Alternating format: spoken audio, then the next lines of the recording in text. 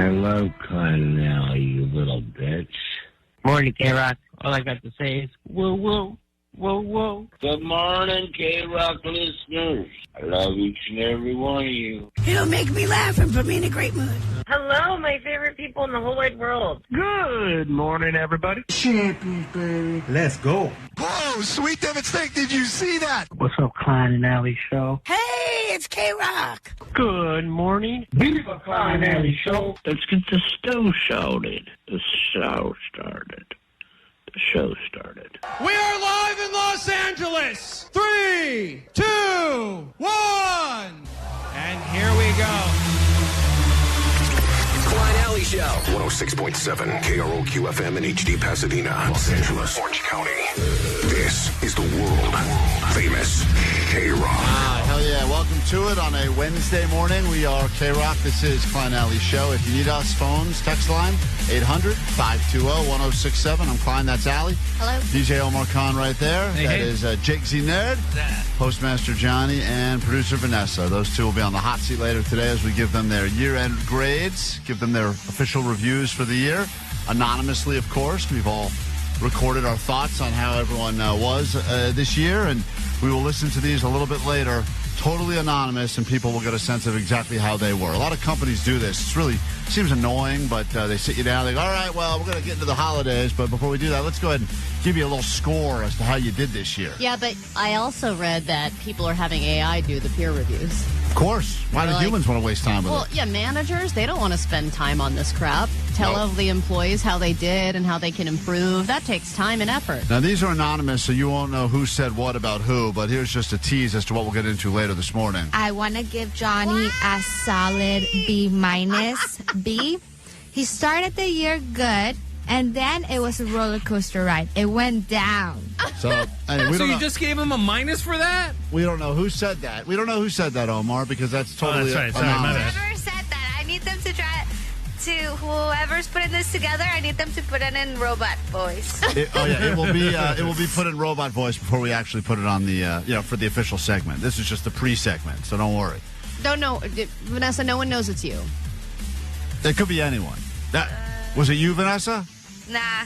Okay, just making sure. It sounded like Jake. So we'll get into that a little bit later this morning on the show and see how people are doing. And then, of course, you also, as listeners, get to go ahead and give grades as well. Today it's Johnny, back office day, so it'll be Johnny and Vanessa's turn.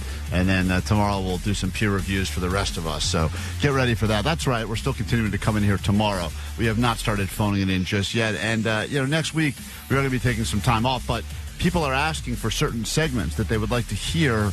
Oh, we're putting that together. And we are in the process right now of putting together a massive, I wouldn't call it a best of, but it would be the most, impactful moments of 2025. The moments that people bring up the most, although, Ali, I will say that there's a message on the GOAT line, and I don't think this moment made it into our list, and I don't even remember this happening on the show, but it had quite an impact on these listeners. Okay, so you guys never talk about the best thing that came out of this year. And the best thing that came, according to this one listener, this is the best thing that came out of this year. And there was a lot of stuff that happened this year on the show. And this woman claims that what she's about to say was the best thing that happened this entire year. It's a moment that I don't even remember. Really? And me and my husband quote this all the time. And I don't think I've ever heard you guys refer to it besides like the original telling of this, and this needs to be used as like a common turn of phrase. It's just such gold.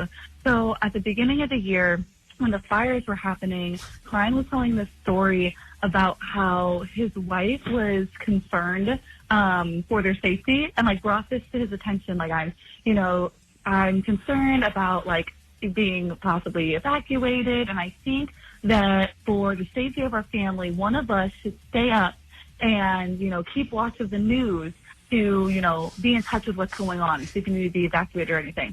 And I just took an Ambien. Do you remember that story? Yeah, I remember. Where she asked you to keep watch. No, she said one of us needs to keep watch to and make I sure just took that an Ambien, yes. so it's you. Right. Yeah. That was how she didn't say it was me, but she said one of us does need to stay up and keep watch, and I just took an Ambien, which was the greatest way of getting out of staying up. And I did have to keep watch on the news and all of the possible evacuations. And it's crazy this woman says that we peaked the first week of last year. And everything So that's since the funniest thing she heard? She says that phrase has changed her marriage. So, and just like left it on him. So my husband and I use this phrase all the time. Whenever there's something that has to be done that neither of us want to do, the way that we bring it up is like, so, the kid really needs a bath tonight, and I just took an Ambien. So, yeah, everyone needs to be using this. It's great. It's such gold. I don't know why we never refer to it. It's just amazing. Who does that? So really, your wife's the MVP. Love you guys. Yeah. I guess she's the Your MVP. wife had the funniest line. Great. And you're grinding it out every goddamn day. Doesn't she say that she's the funny one? She does. Because my wife does that too. Yeah. Well, my wife doesn't talk a lot, but she says that her batting average. She says, like when she actually does try to be funny. Yeah, she's like, I'll say, 1 or 2 jokes a year, but they're great, and you'll do thousands a day, and most of them suck. So she's like, your batting average is way worse than mine. Yeah, and every time Katie joins us on the air, later in the day, I am like, oh, yeah, did you have fun? You did great. And she's like, I know, I should have your job. She's not wrong. She's like, every time I'm on the air, I'm better than you are. I was like, wow. Okay, whoa, really? Yep. I can't disagree with that. Anyway, we got to do a good show today. One of us has to be funny, Allie, and I just took an Ambien. Okay. So that's on you. All right. See, it's on me. We brought it back. Thank you. Wait, so did I. Oh, this is going to be a fun show then. Get ready. Back to friends, then back to the show, and lots to give you, including Allie's cash coming up soon.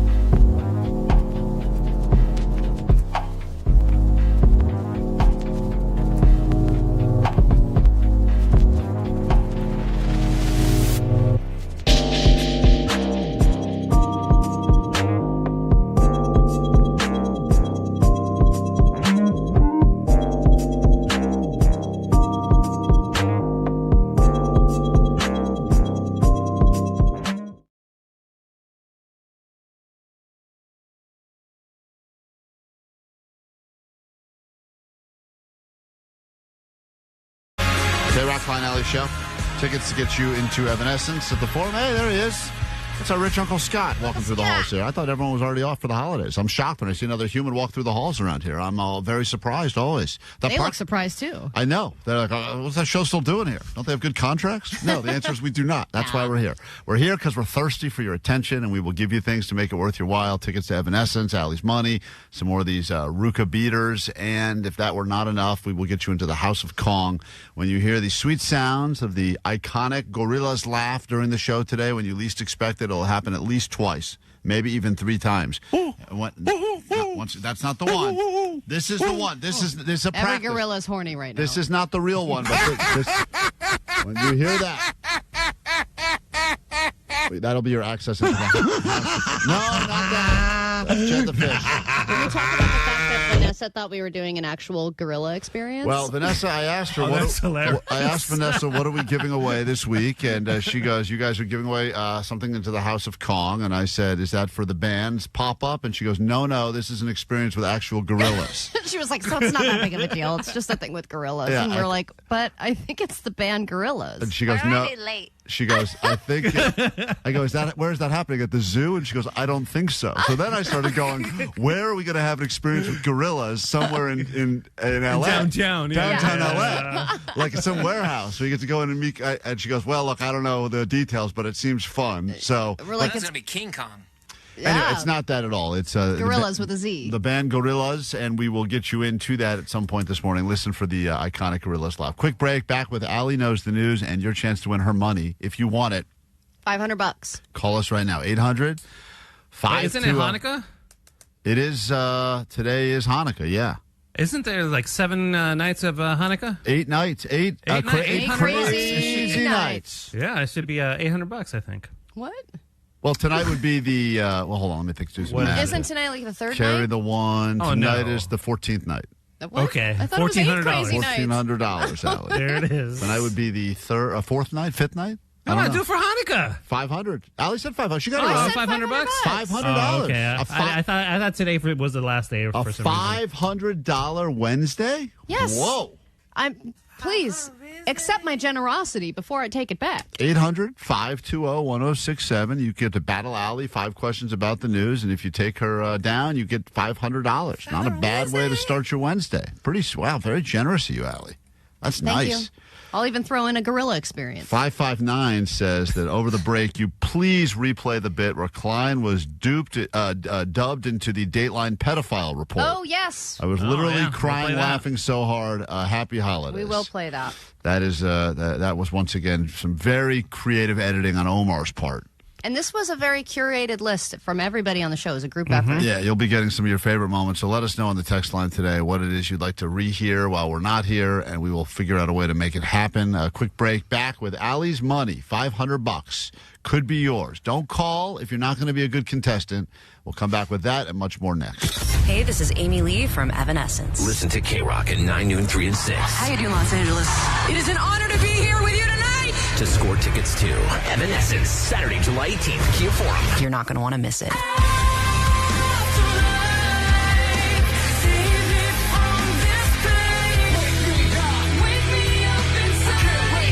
Get ready because we'll be in LA at the Kia Forum on July 18th. Tickets on sale this morning at 10.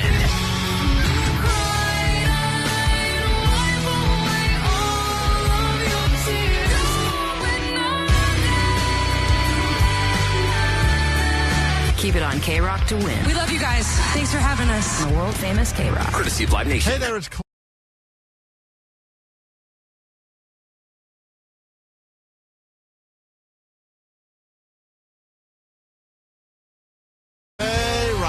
$500 Wednesday. Allie's feeling super generous right now. Fifth day of Hanukkah. Allie would like to give you $500 if you beat her in this exciting round of Allie Knows the News. Meanwhile, the text line full of suggestions for things people would like to hear again from 562.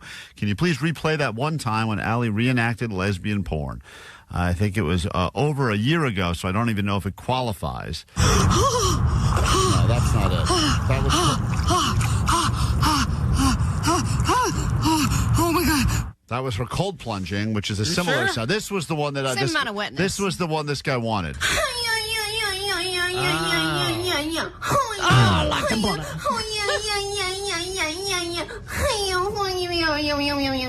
That is also very offensive. All very offensive, and a lot of noises that came out of that one woman this year on the show. From all parts. Great. Really unbelievable.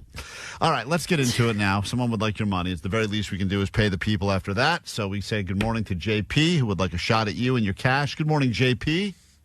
Hello, good morning, everybody. Here's how it works. Allie will leave the KROQ studios. You will get a chance to answer 5 questions. If you answer them better than Allie does, she will give you not 1, not 2, not 3, not 4, but $500 of her money. Good luck. It is a super generous $500 Wednesday on KROQ. She is now walking out of the studio. Your round will officially begin. No cheating. Here we go. Allie Knows the News. All right, right, question number 1. This director has just reached billionaire status ahead of the release of his new movie.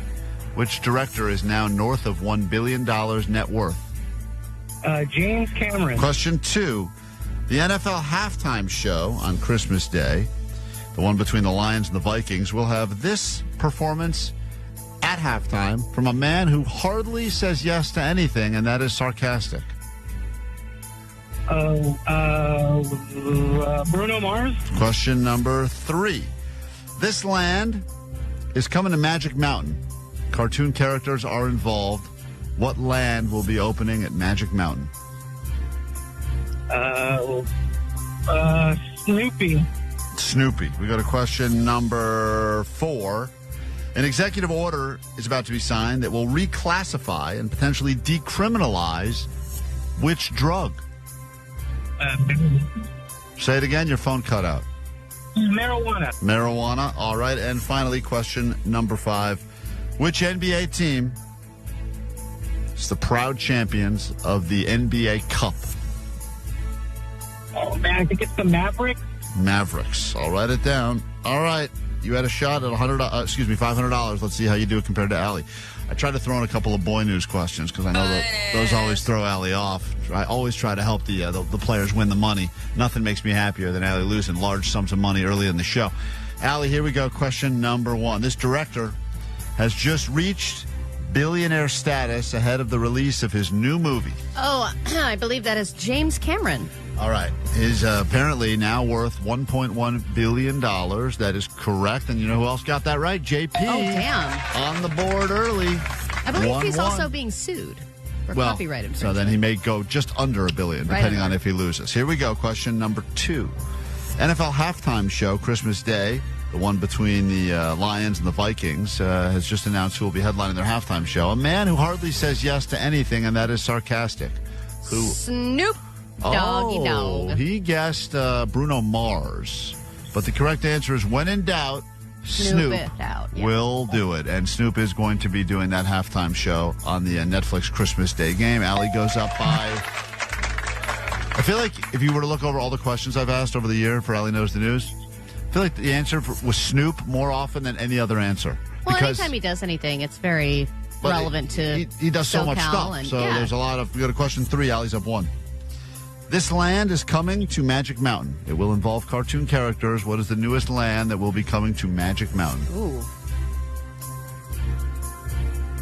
Looney Tunes. He said Snoopy. But I think Snoopy's got some sort of a deal in place with, I feel like they're all, Knott's Berry, I feel like he's got the Snoopy people. Yeah, they've got the Peanuts characters. The correct answer is Looney Tunes Land is coming to Magic Mountain. Allie goes up again. It's not taken yet. It's got to be Looney Tunes. You got to find the cartoon. Looney Tunes there. They don't have a Looney Tunes land. They're getting a whole land now. And we go to question 4. Allie's up 2. It's all right. Still a chance for you to come back, JP.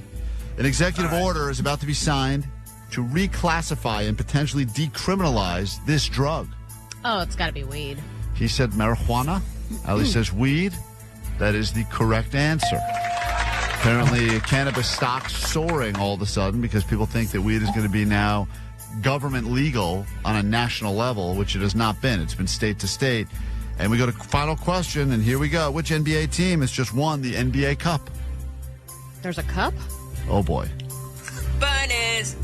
It's the mid-season tournament to make the NBA super exciting. There's a mid-season tournament? That's right. Silly. It started last couple of years ago during COVID, I think, or something. Okay.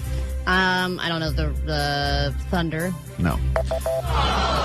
He said the Mavericks, but also incorrect. It was the New York Knicks are the winners of the Cup. Well, we gave you a shot at it, JP. I'm sorry. And sadly, we will give you something. Allie's going to keep her money for today, but that just means tomorrow she's going to be extra generous, and she hasn't had to pay the people yet this week. No, I'm going to go lower now. Send this man a Ruka beater from our friends at Smoke Flower. Hold on one second, JP. What must you shamefully admit over the airwaves of KROQ? My name is JP, and Allie Knows the News. And this song is for you. It's Nirvana, and it's called Dumb. On KROQ. You can bet your boots that when a good, jolly December wind kisses it, it will turn Frosty into an angry little short man once again. But he was my friend. Just watch! Santa opened the door and a gust of wind carried Frosty's remains outside and reassembled him. And scene. Come on. I'm dead. No, you have a line that says you're back. Oh, I'm back, baby. And Omar? Wait a minute. I want that hat. I want it now. If you so much as lay a finger on that hat, I'll never bring you another Christmas present as long as you live. No more magic balls? No more anything. Damn it. Come on, Frosty. We're all waiting on you. Happy. Oh, my God. Birthday. You have 2 words. Oh, happy birthday. Jesus Christ. And happy so birthday. Santa took Karen home and brought Frosty back to the North Pole. Karen hated to say goodbye to Frosty, but as Santa promised, Frosty returned every year with the magical Christmas snow. And every year there was a great celebration with a Christmas parade. And one final time, guys, here we go. Frosty the Snowman is a fairy tale, they say. Oh, this was fun. He was made of snow, but the children know how he came to life one day. And Frosty, your last line, I'll be back on Christmas Day. Oh, it just ruined my script. God damn it. I'll be back on Christmas Day. Can we get some piped in applause, or? Nope, even that stopped working. That's been your annual gay play, courtesy of Allie. Proof that the theater is dead. And I hope you enjoyed it. It's KROQ. We know you didn't.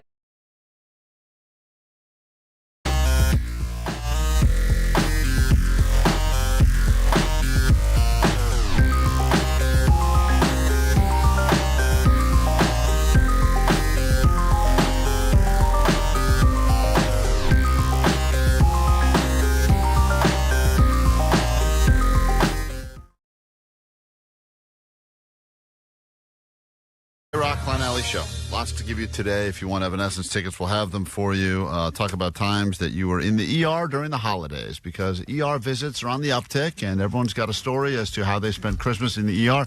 Remember one year my dog ate a bunch of weed on Christmas Eve, and dog was in. There's my old dog, R.I.P. Chloe, but she was in there on Christmas, which is a very expensive way. If you want to find a more expensive way to go to any sort of a place, Christmas Eve and Christmas Day is when you know you're going to pay top dollar and probably get the least qualified people, because all of the good qualified people have the day off. This can be ER stories for people and animals. Any I think ER. So. Any ER. You spent the holidays in the ER. We'll take those stories coming up a little bit later this morning. And we will, of course, do another round of the 2026 prediction draft, relationship trends that we think will be happening in the year ahead. Let me say good morning to a Pantyhose Greg who's waiting on the phone. Hello, Pantyhose Greg. Pantyhose Greg, living in the dead shed. Pantyhose Greg, giving all the guys head. Whoa. I don't think we can say that part. Hold on, I got to dump you. I don't think you can say you're giving guys the brain. You can say brain. I don't think you can say you're giving them what you just said. That doesn't rhyme. I know it doesn't rhyme, but Pantyhose Greg wanted to say that he lives in the dead shed and he gives all the guys H, but I don't think that verbiage we can use on the air. Okay, but it did rhyme, and it was kind of a classy little number. Not classy at all, but I thought it was a little classy. Have you been bringing gentlemen back to the dead shed? I don't think no one wants to come here. I invited Jake to come over with, like, the crew so we could, for the, Nope. No. All right. Goodbye, okay. Greg. I shouldn't have picked you up. It's my own fault. Thank you. I love you. All right. Have a great holiday. That's Pantyhose Greg. Oh, you're disappointing. Thank you. I did something stupid this morning. Not surprising, but I am officially phone free today. I have left my phone at home accidentally. Congrats, man. That's a freeing feeling. I think that if you leave your house, the most important thing, I would argue maybe the only important thing you need to have with you is your phone, right? I mean, let's be honest. Well, your phone is now your car key. It's now your credit card. Wallet. It's everything. It's, everything. Your driver's license. Identification. Not for me. I have all that and hard stuff. I could be without my phone for weeks and I'd be fine. Oh, yeah, right. I guarantee it, dude. You could. I sit down to do the work. I have laptops. I have my workstation. But what would you do if we all send you important texts about the show during the day? There's never anything important. What's funny is that and also there's emails. That's what the email's for. Yeah, there are other ways to get for people to get a hold of you besides your phone. But what's funny is that I applaud you for not realizing it until it was too late, because that means you were not looking at your phone While you were driving? I was doing something much more dangerous. I was driving and turning around completely to see if it fell in the back seat. I was driving completely looking like I was almost climbed into the back seat while I was driving here. That's a great question, though, Allie. Didn't you realize almost instantly, as soon as you got in your car, that it was missing because they didn't hook up to your car? Nope. No, I never set it up. I've only had the car for 2 years. You've never set only your phone for 2 to years connect to your car? Never connected it. Oh my God! It's annoying too because it asks me every time I get in, "Would you like to connect your phone?" And I just skip. It's like, who are you? Right. But what's funny is that when you got in here and said, "I forgot my phone. I don't know what I'm going to do," your solution was to find a way to Uber it to yourself. But Right. you couldn't because you didn't have a phone. Right. That was my big plan was foiled. I said, I'm going to take care of this right now and Uber it here. And to which Allie said, good luck with that. And then I took a second and I just go, damn. How do you feel? I feel weird. I do feel very panicky. And I feel That's weird. normal for you, though. And I was, yes, No, panicky but you is, seem more on edge and a little because scattered. I'm thinking of all the things that I have to do during the show, but also after the show. You are a guy that uses your phone for everything. Yeah, it's for everything. And by the way, even during the show, I'll text sometimes to Vanessa in the back. I'll text John. Yeah, that's a great way to communicate with each other. We'll text like, has anyone seen Allie's sweater today? Doesn't she look foolish? And I'll text that to the rest of you guys, and we'll all have a laugh. That is important. I retract my previous statement. Yeah, and even this video Is my sweater that bad? Yeah, it's pretty bad. Oh. You said that grandpa core was like the new trend this year or something, so you're on trend. Yeah. So anyway, it's a weird I'm just saying it's a weird-ass feeling if you're so used to something. I don't know if there's I've left my wallet at home many times. That I'm used to. I don't know where my cards are most of the time. Yeah, that part, that's easy. I can get the phone. Without that, it is, I'm just telling you, go out and try to live your life for even... I think most people can live I longer don't think than so. you can without your phone. You know, there was a study that just came out. I wish I could find it. I was trying to look for it. So let me look it up on my phone, Omar. Hold on. Damn it. I can't. If you can survive about 2 weeks without being, on the internet or on your phone, it adds like years to your life. Yeah, like in the Grand Canyon, I could not access my phone. My phone was off for a full week. But that's a different thing because you're not in real society. You're living in a river. You're crapping in a can. Your whole... I agree. You did a whole... That adds years to your life. Yeah, you did that a whole... added years to my really life. crappy year. Digital detox. Like, that's different because you're in a place where phone was not even an option. Once you know it's not an option, you can very easily... Yeah, but can't you just switch in your brain and go, okay, today phone's not an option? No. My brain has been rewired. I've given up, and the brain has been rewired to I think it's been unwired. Unwired, and I've accepted that. I'm not looking to rewire myself. But aren't you glad that this morning you're not going to get one single voicemail or text or phone call from your wife, emergency your phone kids? call? Right. It puts me in a place of sheer... I need you immediately. You have to pick out the snacks for the girls. Well, that does... Right. It's always that kind of It's stuff. always like things that are not emergencies. Well, Allie, they don't know where the fruit by the foots are. I know where they are. Okay? So that is an emergency. But How are they supposed isn't to find it the fruit by the nice foots? to know that you have one morning of not dealing with that? I don't think so. Why? Maybe I'll feel different in an hour. Right now, though, I feel I'm still constantly looking Well, and this padding. is the detox phase. I think by 9 o'clock you're going to feel great. Just got to get over that hump, man. Yeah. I'm actually thinking about putting on a long song and rushing home Do you to want try a to patch? find it. A phone patch? Yeah, I need a phone patch. Is there a patch I can wear that feels like a phone on my arm? Because that's what I need. Just hold something that looks like a phone. It'll make you feel better. All I'll right, make you a little box. Yeah, do we have a remote control or something? Anything I can hold just to feel like I've got a phone in me? There we go. Oh, nice. Oh, yeah. Just look at it. No, it ignores. You look like yourself now. Oh, this is great. This really helps, guys. The Paradox on KROQ.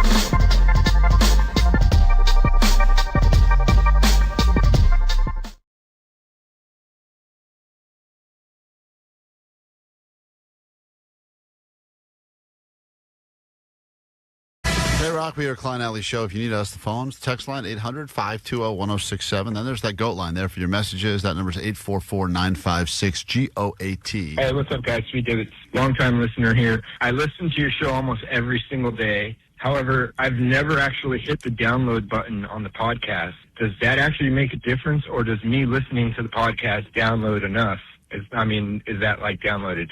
Anyways, if you could help clear this up, I'd love to help the show however I can. And if, I haven't been downloading all these years, so let me know. All right, bye. It probably does help, to be honest. I mean, if you can download it 20 times each episode, that would be super helpful. Yeah, it's all about the streams I learned yesterday. The streams, you got to get more streams. You got to up the streams. You got to stream. Hey, you got to do streams for free now. Our goal next year, we had some meeting yesterday, and they went over goals for next year. And the goal was we want to raise the streaming to 300,000 hours a month of listening. And I go, well, that is absurd. Have you heard the show we're doing? It is not worthy of 300,000 hours of listening. Well, and also for zero budget and zero, just figure it out, guys. So they want everybody on the show to start their own separate podcast for free, not get compensated, and just be okay with it. Yes. Well, okay. That's the mantra of the company, which is stretch you as thin as humanly possible. I know, until but they you say it break. with a straight face, which to me is the most funny part about it. Omar, your podcast starts today, by the way, at noon. Oh, so no.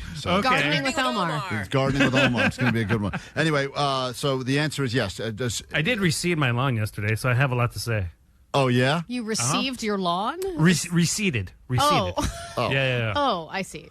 Is that you gave birth to a lawn. Is that a whole? Is that a whole day event? Well, you for got to aerate the lawn first, and then after that, you have to put some fertilizer on, then throw the seed on top of that, and then the final step is no wonder you're not making extra money on it. Cancel the podcast. Cancel it. Boring. All right. Well, anyway, so yes, downloading does help. Listening. Don't forget helps. the topsoil. Telling people about it helps, of course, and all the things. Then water it about 3 to 4 times every day. And if you keep gotta make sure that seed stays moist, because then it'll sprout. Once it sprouts, you can back off the watering. If you keep listening to this show, we won't have to do other shows like the Omar Gardening Podcast. So please listen more and download. That all helps, and tell some people about us too. Help us to #grow the show. Quick break. We do news next, then a brand new hour. We will reward you handsomely if you spent the holidays in the ER. We'll hear those stories and much more coming up on KROQ.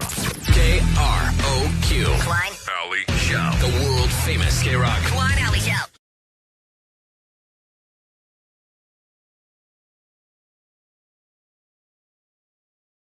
KROQ, we'll do some news now, then get into your stories about holidays you spent in the ER. I'm sure those will always be good ones, and give away some stuff, including tickets to Evanescence back at the Kia Forum, and that'll be in July, but we will get you in about an hour for that show. Right now, though, there's this. Grab your Adderall. It's time for A.D.D. News. All right, so an update on Rob Reiner and Nick Reiner, etc., the murder that happened earlier a few days ago. This has been a story that continues to get daily updates, and every twist and turn is crazier than the last. Nick Reiner has officially been charged with first-degree murder for killing his parents. He has not appeared in court yet because he's still in the process of being medically cleared. I had even seen something that when he got arrested, he was on suicide watch, but he could appear in court today. And what's interesting is that he was charged with first-degree murder, meaning it was premeditating, meaning there was enough evidence to suggest that it was not just some random drug-induced incident or something like that, that there was a plan. And what is very creepy is all the previous videos of him doing interviews with his dad and talking about his addiction. I saw one where he shared a time where he was hopped up on coke and other drugs, and he tore the house apart, destroyed the TV, detailed a pretty violent outburst. But would any of this have happened if there hadn't been an argument at Conan O'Brien's Christmas party? People said they saw Nick fighting with his parents. There was also allegedly a fight between him and Bill Hader. Bill Hader was seen outside the house on the phone right after the fight, and he looked agitated. So there's still obviously a lot of questions as to how all this happened, but they don't think this is going to go to trial. They think this is going to be a plea situation. Bill Hader always looks agitated. I've seen that guy at a few Dodgers games. Even when he's happy, he looks agitated. He always looks agitated. That's not really a great description. That plays to his castability. But, the whole thing is so crazy. And the part that, I don't know what goes on inside that family. I have no inside knowledge of what happens in that house or what happened. Some of the other kids were like, we are a happy family. Right. And I can only imagine that because of, the ability and the money that I'm sure he made over his years in films, he probably spent so much to try to get this kid the support he needed. Oh, I'm sure. And that is a terrible way for it all to end. And so who knows what's going to come of this, other than the fact that seemed like he was having a lot of issues, and a lot of issues for a long time. Because I was looking at some of those interviews they did as well, promoting one of those movies. And together, and he just didn't look right. The son, I know it's always easy. I don't know if he always looks not right, though. Like, some of the pictures that were coming out of him right at the beginning, I was like, ooh, that guy looks like... Woman issues? Well, maybe. He's got some issues, It's an interesting for sure. theory, but... He's got that look in his eye. It's always weird when after the fact you can see someone. This always happens whenever there's something and they show the person's face. You're like, of course! Look, Like, this guy looks like a murderer. But I wonder if you just do that in your brain. Newsflash, you have that look, dude. I don't have that look. Yes, you do. Oh my God, he's getting angry. Oh, no. You're like Bill Hader. You always look agitated. Hey, hi, everyone. Happy. Look at his face. He's just jealous Bill Hader was talking on the phone. That's right. Well, man, don't say phone. It's triggering. It's triggering. So I know we will be talking about our 2026 predictions for relationships later in the show, but here's one that is already happening. Parents taking control of their kids' dating apps. Now, not only is there also a dating app for teens that's coming out that's highly problematic, but adults are going, I'm exhausted from online dating. Obviously, I have bad taste. I don't want to do this anymore. So mom is stepping in and going, well, I'll find someone to swipe for you. And they are taking control of the dating profile and swiping for them and even coordinating dates. And this is something that, you know, in the past, many people have hated from the beginning of time, is mom trying to set you up with somebody because they just don't have, you know, just because you both play a certain sport or like a certain type of music doesn't mean that you're going to, you know, get married and be happily ever after. Mom was the original dating app. Yes. Like that, and it was like, enough, Mom. And there was really no standards there at all. She didn't really care. It was just if you were single and she knew anyone else who had a kid that was single, you guys should go out and have lunch. Yeah. That was what it was. Carla's daughter's single. Right. And you're like, okay. Right. What does that mean? She lives in Nebraska. Okay, then why are we doing this? It was a very... You should meet. I'll give her your number. Very exciting moment when a mom knew of two single people anywhere on the planet, and she could try to connect them. And what is it about moms that they cannot stand people being single? Yeah, It's just everyone like must get paired up. they can't figure it out in their minds that someone is still single. I think it's this generational thing where if someone's not married by the time they're 30, they're going to die alone. And it's like, that's not how the world works anymore. I don't get it. He's in law school. Yeah. He's boring. Can't find anyone. Well, now let's talk about a couple that is now happily married and a surprise that they got during their wedding. The groom's mother had asked Chris Martin of Coldplay just for a simple video message. Can you send me a video message? My son is a huge fan, and so is, you know, his fiance. And I would love to just play it at the wedding of Abby and James Hodgkiss from Stafford. And instead of giving the video, he showed up at the wedding and played All My Love for them live.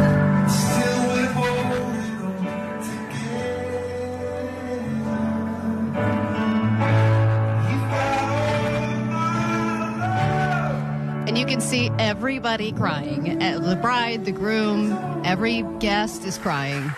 And of course, he didn't want to ruin their day, so he just kind of gave him a hug and left. Like, he just jetted out. He didn't want to distract from the big moment. What about like dressing up a little? The guy looks like a beach bum showing up to a wedding. And just put on a button up. He did have a very thick beanie on. Mm-hmm. That's his look, though. He's just that like hot schlubby thing. but this is a wedding. That's what he wants. Hey, by the way, when we showed up with a bunch of listeners this year and we went over to Chris Martin's Coldplay compound in Malibu and we brought a bunch of listeners on a bus there, he forgot we were even coming and was sleeping. Oh, yeah, he was asleep. And we were all sitting around and they're like, we think Chris is on the compound somewhere, but we cannot find him. And then all of a sudden he came and he was so felt so bad that he completely forgot we were... I'm so sorry. That I he had ended to up get my sleep. He ended up inviting after he did this intimate little show for us. He ended up inviting a bunch of. I think he invited every single person that was there. He to go invited to the whole bus of listeners Yeah. to his show in San Francisco, and then you or could Vegas. see. He said, pick what city you want to see us And in. then the PR people were like, "He just promised all those people.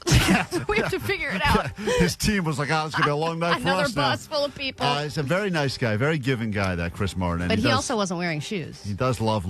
Yes, he does like to be grounded as well. Although I think a lot of times when you get woken up and you're like, I got to be somewhere, shoes are an afterthought, right?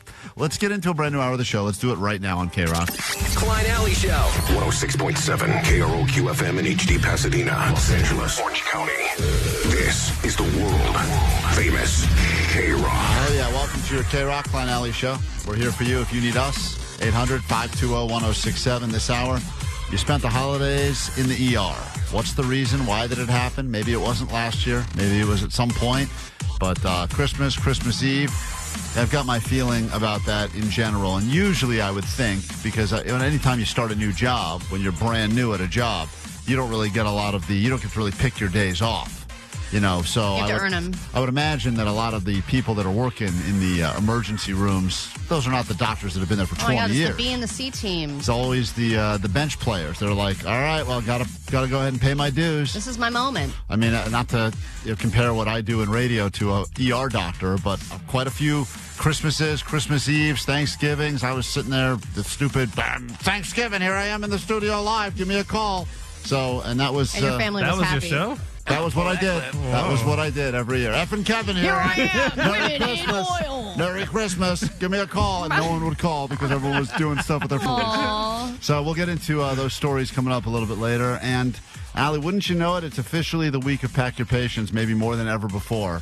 And in just a second, we are going to hear what the TSA has to say. This is going to anger a lot of people, including primarily a DJ Omar Khan. So yeah, I hate it. Get ready for a new update as to what things you can and cannot bring with you. That'll be coming up in just a moment after Pierce the Veil on KROQ.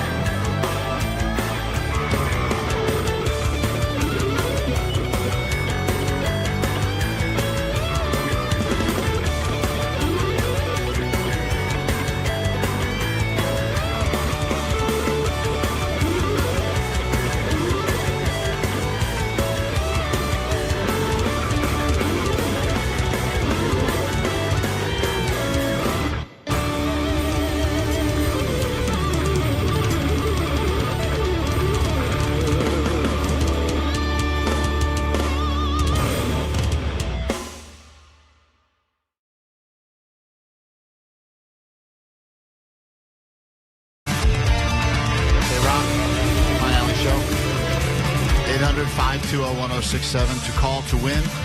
Less than an hour to go. Get you into Evanescence. Back at the Forum in July. Those tickets go on sale today, 10 a.m., but you'll win them from us before you can even buy them. Right now, though, Allie, the TSA wants to remind everyone that something that people keep forgetting they cannot bring on the planes. They are trying to bring on the planes, and they're saying maybe this will be the year we stop doing it, and this is a lot of pack your patience crap. But remember this if you're planning on flying anywhere over the next few weeks. The TSA is doling out the do's and don'ts for flying over the holidays, including gift wrap or gift bag, and the deal with snow globes.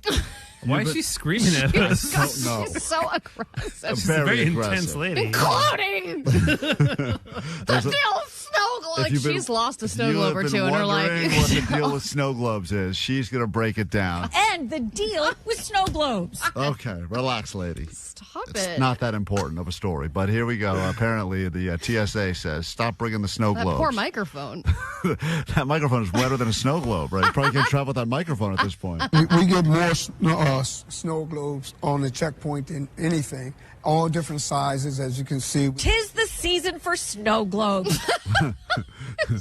She's really found it, made it her mission to inform the entire world about the dangers of snow globe traveling. What's a funny line I can write? Tis the season for snow globes. Pretty to look at, highly giftable, but not getting through security checkpoints, the TSA says, because it's a liquid. Oh, this is a snow globe right here. This size is actually too big. By the way, in the video, they have an array of snow globes on the platform, and they have to pick up every single one and talk about it. I thought if you froze them before you traveled, then they're really? solid, and then you can bring them with you. Wow, that's fascinating. Or if really think that? Or if you fill them with breast milk and then say that your kids need to drink out of them. This is formula. This is formula snow globe. Oh, okay, go ahead then. You can spray it, spill it, spread it, pump it, or pour it. Oh, they've been saying that for a while. That's like the big phrase of travel, and they talk about this a lot around Thanksgiving and into Christmas. If you can spray it, spill it, spread it, pump it, or pour it, you want to put that in your check bag. It is a great song. In fact, Omar remixed that, and here we go. Spill it, spray it, pour it or pump it. Spill it, spray it, pour it or pump it. When it comes to food, those are the things you cannot bring with you on the plane. We did a few versions of that, I believe, right? I thought they were going to change the rules. Whatever happened to that? Remember earlier this year they were going to be like, no, you're fine? Yeah, there was something about the 5 ounces or the 3.5 ounces. They are changing it, but I don't think it's gone into effect yet. spill it, spray it, pour it or pump it. Pump it, pump it, spill it, spray it, pour it or pump it. Pump it, pump it, pump it, pump it. This snow globe is a little too big. Right, we got to add the snow globe effect. Spread it, pump it, or pour it. You want to put that in your check baggage. On Tuesday, ahead of the airport's busy holiday travel period. And as far as the wine, we like wine. They love the wine. They love the wine. It must be a very TSA Christmas because I would imagine at some point at the end of every day, right? They got to be just going, all right, who wants what that we took today? I bet they don't even want to make these announcements. She's like talking quietly. She's like, anyway, you can't bring wine. Right, because she's hoping that people bring it so they can just go. She wants to confiscate it. For me. Check bag. Okay, check bag only. TSA officials and officers laid out all the stuff you cannot carry on, including snow globes, mini souvenir bats, hammers, and power saws. Yeah, I think. Power saws. Power saw seems like an obvious one. I could see why that would be a problem. If someone is going through TSA with a full bottle of wine and a power saw, right, you are an idiot. Yeah, but also they've got a great night plan. Mini souvenir bats, hammers, and power saws. A lot of times people give people tools, and you have like saws or power drills.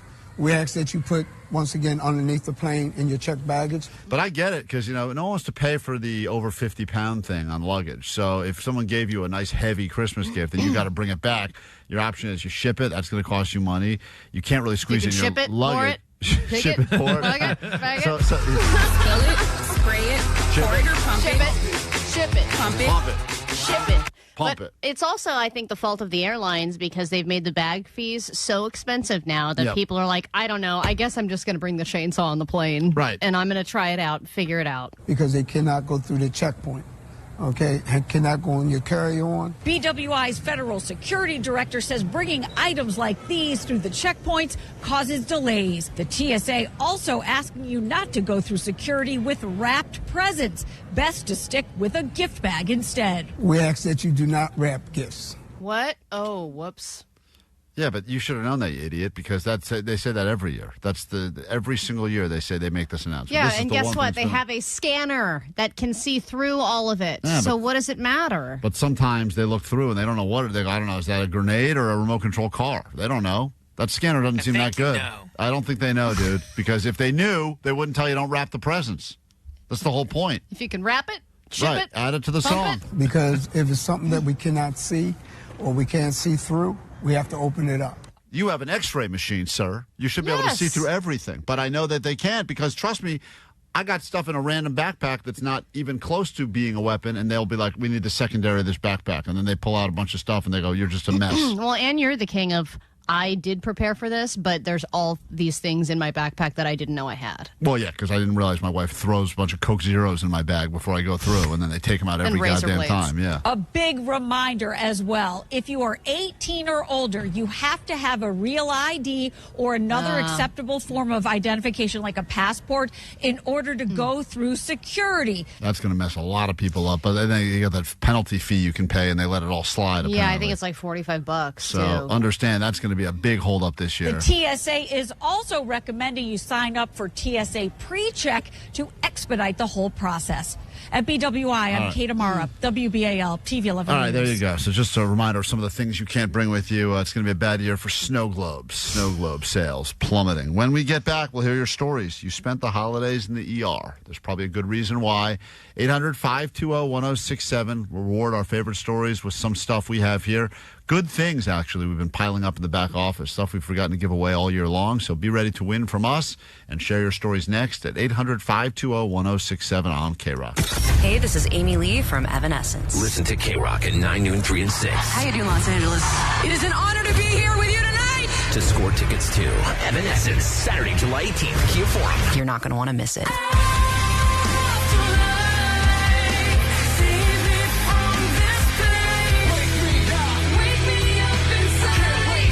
Get ready because we'll be in LA at the Kia Forum on July 18th. Tickets on sale this morning at 10.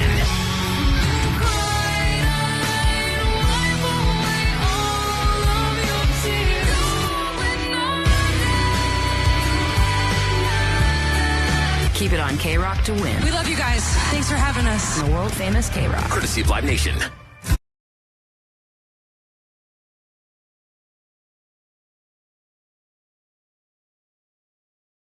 Oh, hello. I am calling to win. Yeah, you did hear this sweet sound. Yeah, I did. So hold on. You'll be going to, listen to this, House of Kong, an immersive exhibit celebrating 25 years of gorillas in L.A. for a limited time, February 26th to March, and you're as good as in. Hold on, all right?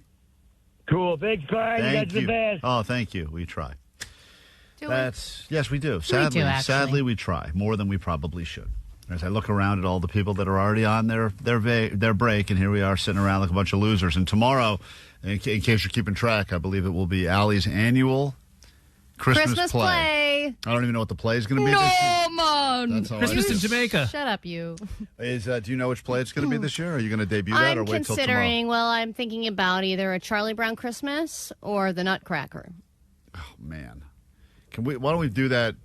Why don't you plan that for next week when none of us are here? No. It's going to be... You would be cast as Charlie Brown, obviously. Jake would be Pigpen. It's all figured out. Jake is very Pigpen-like.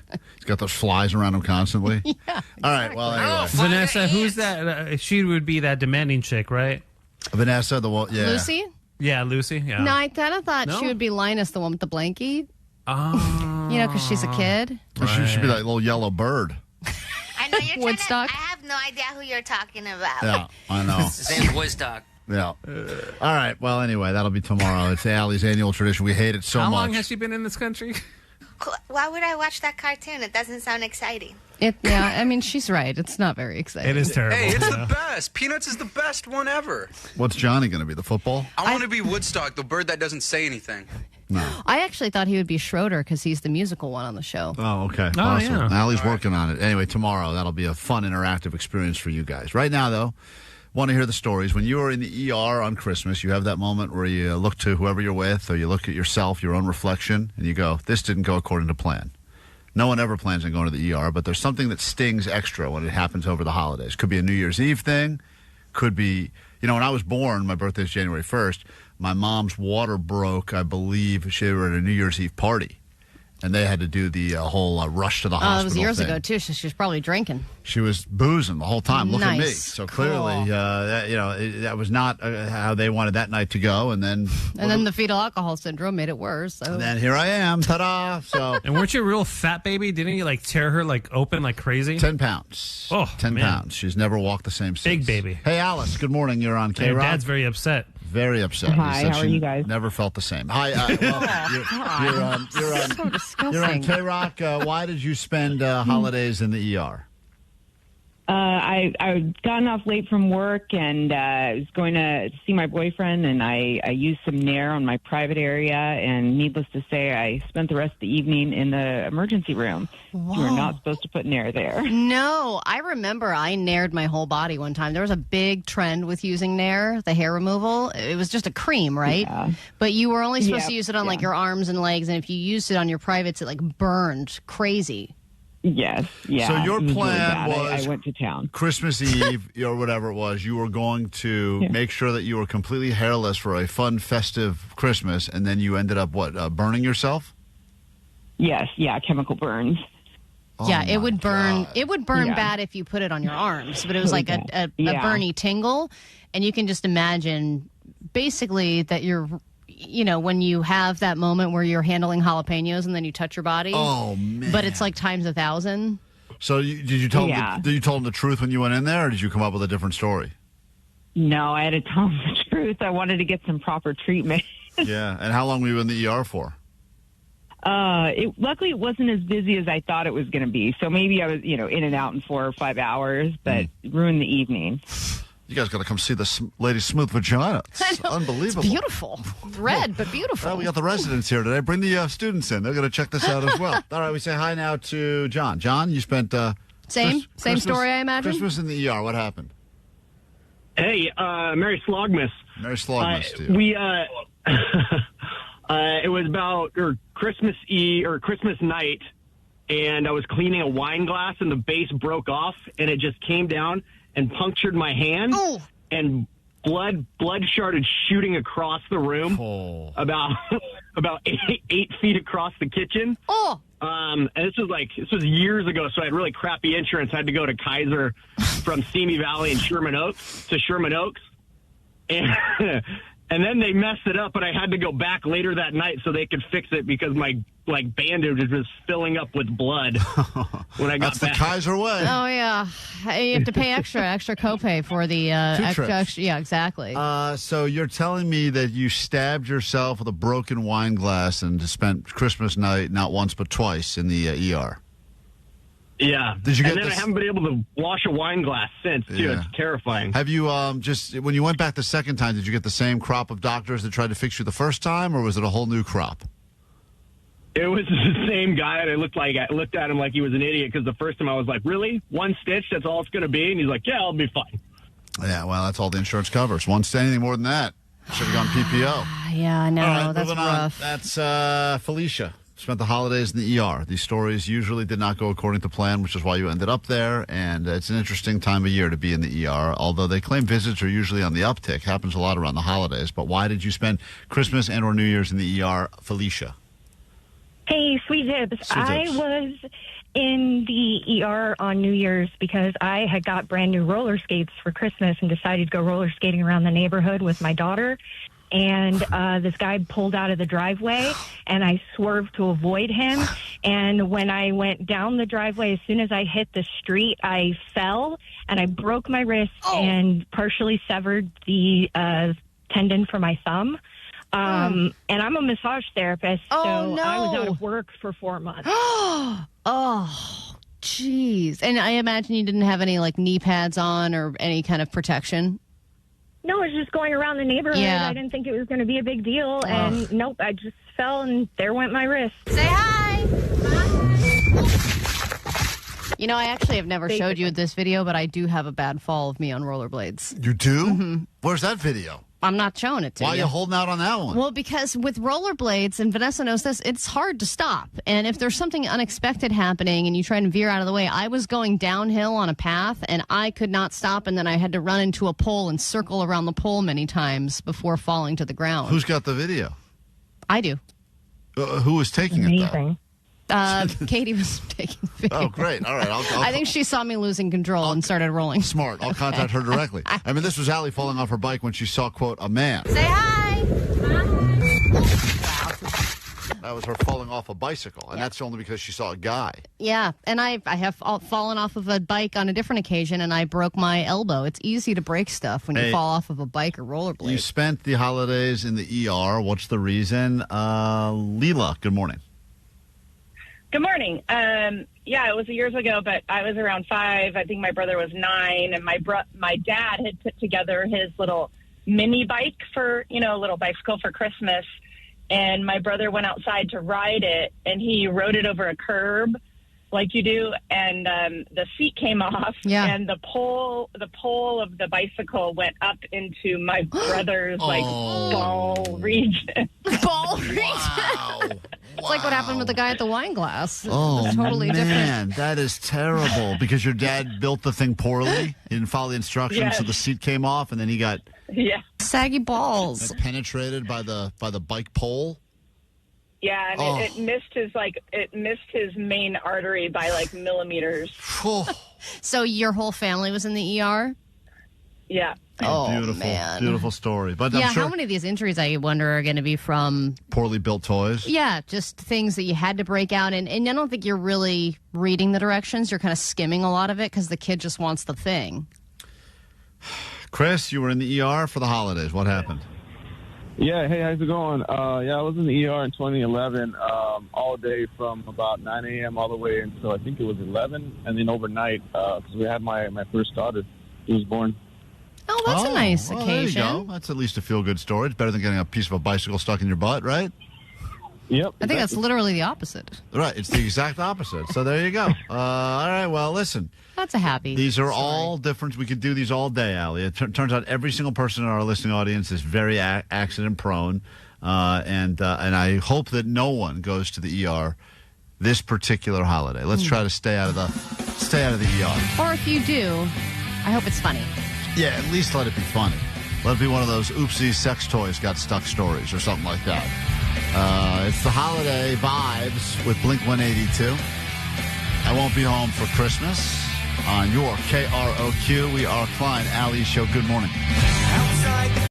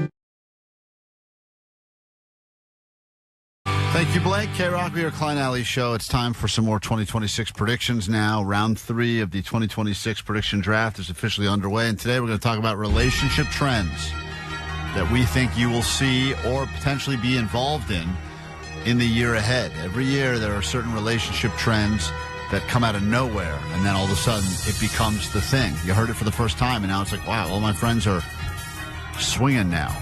Everyone, I think there's been a lot of that. That success of the show, the secret lives of Mormon wives, I think opened up this whole world of swinging, swapping, soft swapping, open relationships. Gender or age gaps, too, I think were a bigger thing this year.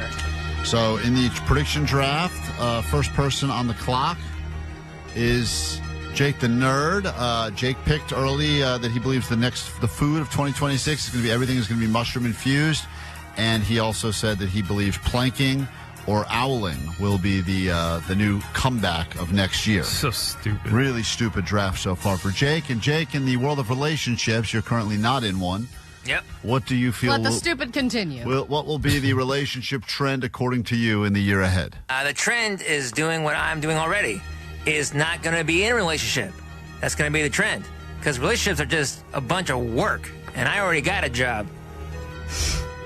So you believe laughing at the you. trend next year is you think there's going to be a whole focus on everyone's just being singles where it's at. Everyone wants to be single. Like every time I had a girlfriend, especially when we had like holidays, this is a bunch of like gotta go visit her friends, do what she wants to do. It's great doing what you want all the time.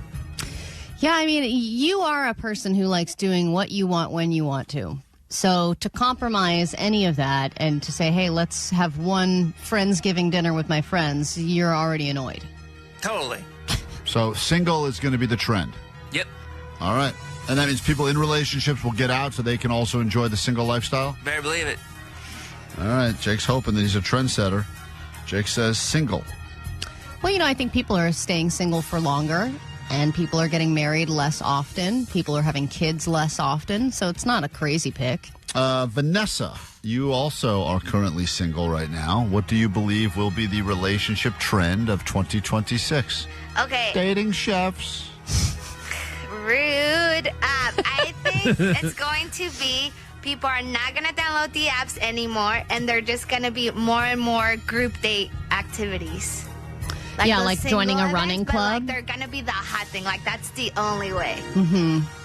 Just join a group, something that you enjoy, a hobby, and it's just like a singles version of that. Yeah, no, but it was put for single people. Yeah. Like, okay, single people, gather around. We're going to do this thing. So Meet your person. The app's done. The app's already, people feel like they've been to the end. There's no one good on the apps. The apps are just a collection of what's left over, and it will just be people joining groups of things they're already interested in and hoping they find some other single person there. Yeah, because everyone in that thing will be single.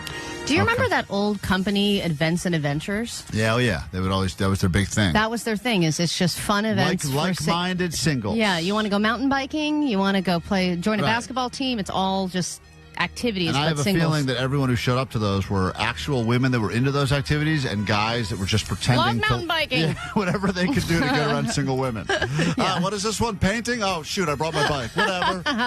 I love it. Love all of it. Move on. Omar, you have the next pick in the predictions as to what will be the relationship trends in the year ahead. As we all know, OnlyFans is a huge success, and it just doesn't seem to be slowing down. It's gaining more traction and more tractions as the years go on, and I think couples are going to be saying, hey, why not us? Why are only the single ladies really making the top dollars? As a couple, maybe we should join OnlyFans and also get some of that sweet money and that payday. OnlyFans couples. Yep. That's interesting because we're banging anyway. We're just not getting paid for it. And why not film it or put it on OnlyFans and send, couples b-hole pics? Dude, oh my God, Omar just sold me. There you go. Katie, I'm doing it. There it is. Allie will be on OnlyFans. You had such a successful career as a foot fetish model, so I can only imagine that your OnlyFans You think that was awkward? Career will be lucrative. I'm shocked that my pick is still available. I had a backup ready to go because I was convinced you guys would take mine, but I do believe that 2026 will officially be the year where everyone is going to have an AI side piece. That was my pick. AI side piece, maybe full-on AI relationships, but even people that are in relationships Married people, I got to dabble in the world of having an AI girlfriend a little bit this year before I had to awkwardly call and demand my money back from the credit card company because I didn't have enough love tokens or whatever. Oh, that's where we got the that's funny clip, right? I don't remember. I think it was because you were calling about that specific charge. So anyway, the point is... Yeah, that's funny. Yeah, it's not funny because I got charged a lot of money for love tokens and I didn't need them. Okay, that's funny. Thank you. See, She gave you 2 deliveries. 2026 is going to be the year that I'm not saying it's a rare thing where it's your one weird friend. It's going to be everyone. Hey, how funny. Shut up, Vanessa. I got it. When someone says that's funny, it's not. It's not funny. Right. I get it. So anyway, that's going to be... This is the year where it normalizes. We all have them. Hey, and people are going to say things like, hey, how's your wife? Oh, she's good. And how's your side piece, AI side piece? Oh, yeah. She's also very good. Also great. Giving good advice, sending nudes constantly. She's great. AI side piece year. Do you also, Omar, have the that's funny, Kevin? I don't have that. Oh, man, that's such a good one. Yeah. All right, then I guess I will go with my backup pick. I think that people are having sex less than they ever have. I think sex now has become a little bit overrated, especially for people in the younger generations. I think that's... It's funny, Kevin. There we go. Hey, you are a funny man. That's Hans, the handyman. Thank you. Thank you, Hans. So I think you're going to see an increase in people saving themselves for marriage. No. Oh, yeah. I think Virginity is back? Virginity. Waiting for the right person, because everyone's been slutting it up for a long time, and yeah, sex is great, but I think the more dependent people get on technology and the more stimulating everything is, I don't think sex is cutting it anymore. And then I think people are like, it's less complicated if I just wait and find the right person. All right, Allie says Virginity is going to have a great year in 2026. I mean, think about all the TikTok guys who are like, I didn't have sex for a year and look at all the crap I did. Oh, right, but that's all BS for clicks, but... Sure, but I think that also there's some realness to it. Well, they always say, easy now, hard later, hard now, easy later, and, I'm all about being hard now and hard later, but the reality is, Allie, that you want to... These guys claim that they refuse to even engage in relationships or sex until they made their first $1 million, and then once they are millionaires, now all of a sudden it's just a giant... line outside their door, supposedly. So then they just make up for lost time. Can you go through that period where you're like, I'm just going to shut off that part of my brain? Or I'm just going to be in a relationship with an AI and get that need met there and not mess with an actual person. And once I find my real person, then I will have the sex, the real sex. Johnny, you have the final pick in this prediction draft for 2026. What will be the relationship trend of next year? I'm going to say couples getting fat, because I've noticed when couples first get together, they're all like normal, but then after they've been dating for like a year, they tend to put on a couple pounds. And I think we live in a society that's very welcoming to different body types and sizes. I could see it becoming a trend. It's also interesting that you called them normal at first, and then they become... I don't think that's a relationship trend. Couples, this is a trend of life forever. Oh my God, I gained him so much weight when I first got in a relationship. Couples getting fat is yeah, what is like really. You always see like the couples when they first started dating. It's like, oh, they're like whatever, and then now you see them and you're like, oh, they look a bit roundish. Yeah, honey. A year in, man, we were eating like Philly cheesesteaks almost every night. We were going to the bars a lot. We put on like probably 10, 20 pounds that first year. Fat and happy. That's why they say fat and happy. It was. Then it got out of control. Johnny says it's going to be, even though Ozempic and all these weight loss drugs are at the all-time high, you still going the other way. It's going to be couples getting fat. All right.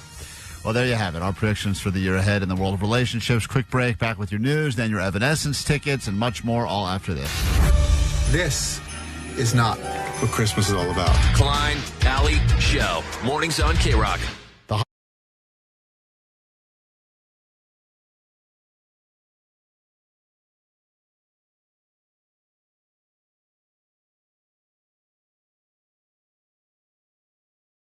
It's not Halloween time anymore, man. Why are we playing this, though? Well, Tame Impala. Kids love some Tame Impala. I guess. And that is Dracula on KROQ. Could do a song called Santa Claus. I think we're going to drop that next hour. Oh, great. We'll get ready for that. If you haven't been yet to the Instagram recently, you can check out the world premiere music video for Tamales Tamales. That's up there, as well as The video that we have to drop next hour, I recommend you follow now. It is the most damning and salacious video crazy. ever taken of a blind Charlie out in the real world at his first ever KROQ Almost Acoustic Christmas. You will not believe what we captured this man doing.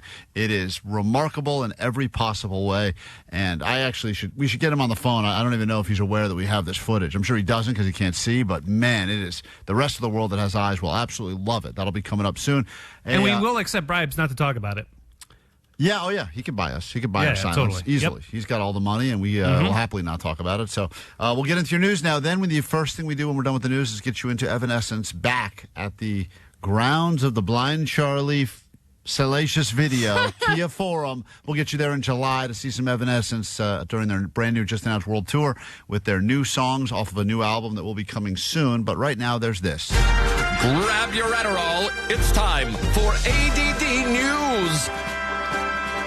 Snoop is a very busy man. He's got a lot of products that he's releasing every single day, commercials. He's become the correspondent for the Winter Olympics, and now he will add to his plate the halftime show for the NFL on Christmas Day. This is a new Christmas tradition for Netflix. They are booking these top-tier Super Bowl-esque halftime performances for Christmas Day last year. I think it was last year was Beyonce, but that was kind of the kickoff to everything. Now they've got Snoop, and just for context, Snoop is doing this along with the Winter Olympics, which is kicking off next year. Then 2 days after Christmas, he's hosting the Snoop Dogg Arizona Bowl, and he's also potentially planning a 2026 tour. Now it makes sticky icky, baby. Hey, quiet down, Snoop. Also, that's why I believe, I don't even know if that's from. That's why he stopped he pulled out of that New Year's Eve show. He was supposed to host New Year's Eve for NBC, and he couldn't even, understandably why. Listen to the schedule. He's it's also crazy. returned to The Voice. Oh, my God. He's also got a biopic in development. Oh, man. And he's got new music coming out. So it's incredible what this man is able to do, and I think he is a testament to all weed smokers out there that just because you smoke weed does not mean that you are not a productive person. Not bad for a kid from Long Beach Poly. Seriously. All right, are you getting scammed by your own car? According to Carfax, it is possible that the car you bought isn't the car you think it is, at least when it comes to its mileage. They claim that more than 500,000 cars in California have rolled back odometers. It is a tactic that people use. The Odo Queen. They are fake Odo accomplishments. Living lies. This is unbelievable to me. But people are selling their used cars and getting more money for them by rolling back the odometers, which is illegal, but it seems easy to do and easy to find out how to do.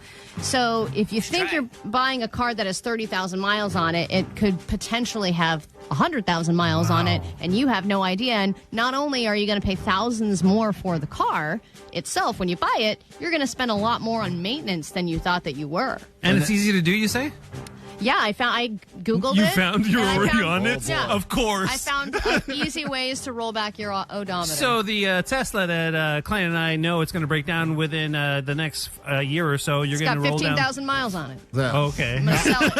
Allie's only rolling it back, though, to get fun numbers for her pictures. She's not actually rolling it back for resale value. She's like, I'll roll it back to 6969. I know. Now I don't have to miss any of those Odo accomplishments. Wow. So Somebody sent me a 6767 Odo accomplishment. You have to appreciate that. You know what's interesting is that, just like when you meet someone that rescued a dog and they thought they rescued a puppy, and then they take it in for the checkup and they're like, this dog is 14 and it doesn't have a lot of time left. When you have a car and a used car, I did have a used car, and I thought that it had, the guy said, it only has 6,000 miles on it. And I was like, oh, wow, what a deal.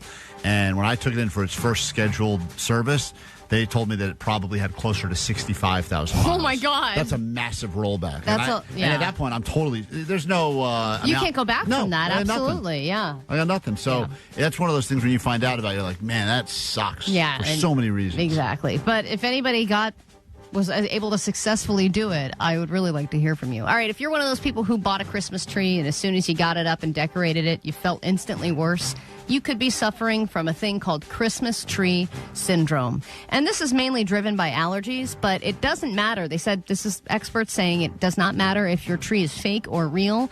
Bringing a tree into your home, whether it's real or fake, brings all of these new allergens into your home environment. So pollen, dust, insect droppings, all of that stuff. Very festive. And you start feeling worse as time goes on because you're around these allergens more. It starts to fill up your place. And then you just start feeling stuffy, gross. And sometimes, I don't know if you feel like this, Klein, because I know you have allergies as well. I'm like, why do I feel like I am in a bad mood, or I'm just having a crappy day. I can't think clearly. And then I realized it was all just because of allergies. Yeah. I'm like, well, I take an allergy pill and I immediately feel better. Every once in a while when we go somewhere, like I'm sure when we go to that trip to Colorado, we'll be taking a bunch of listeners into Colorado into 2026. But you go somewhere where all of a sudden there's like air is like clean and you can breathe, as opposed to now where I live at the intersection. It like hurts your nose. Yeah. You're like, ooh. It's weird. That fresh air. You're like, what's going on here? Yeah, we're used to the smog. Used to it. The amount of stuff. I mean, I just look at the layer of filth that accumulates on the side of my house every day, and I'll hose it off. It's just more and more filth. Like, I'm breathing all of that in. Well, regularly. and no wonder you're not even able to breathe anymore. Nothing. I blame you, Los Angeles. Damn you, L.A. You've screwed me yet again. Do you get a Christmas tree? Oh, well, no, fake one. I have a fake one, but I have the spray to make it smell real. Does that work? No. It smells. That is the most LA thing I've ever heard. It smells terrible, actually. Hey, you want it to be real? Spritz. There it is. There you go. Yeah, we have one of those bogus candles that suck. Yeah, the candles that suck, but it still it gives you a little. It gives you some of the vibes. Yeah. Suck. All right, call it 20 right now. Let's go. I'll get you into Evanescence. 800-520-1067. Those tickets are as good as yours before they even go on sale, and we will do that next on KROQ.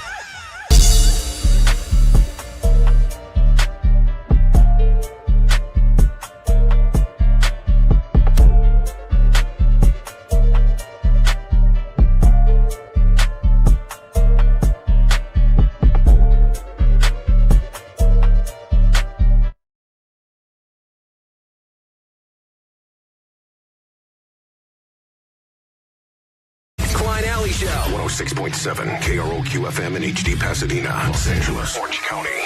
This is the world famous KROQ. Good morning. Welcome to your KROQ on a Wednesday.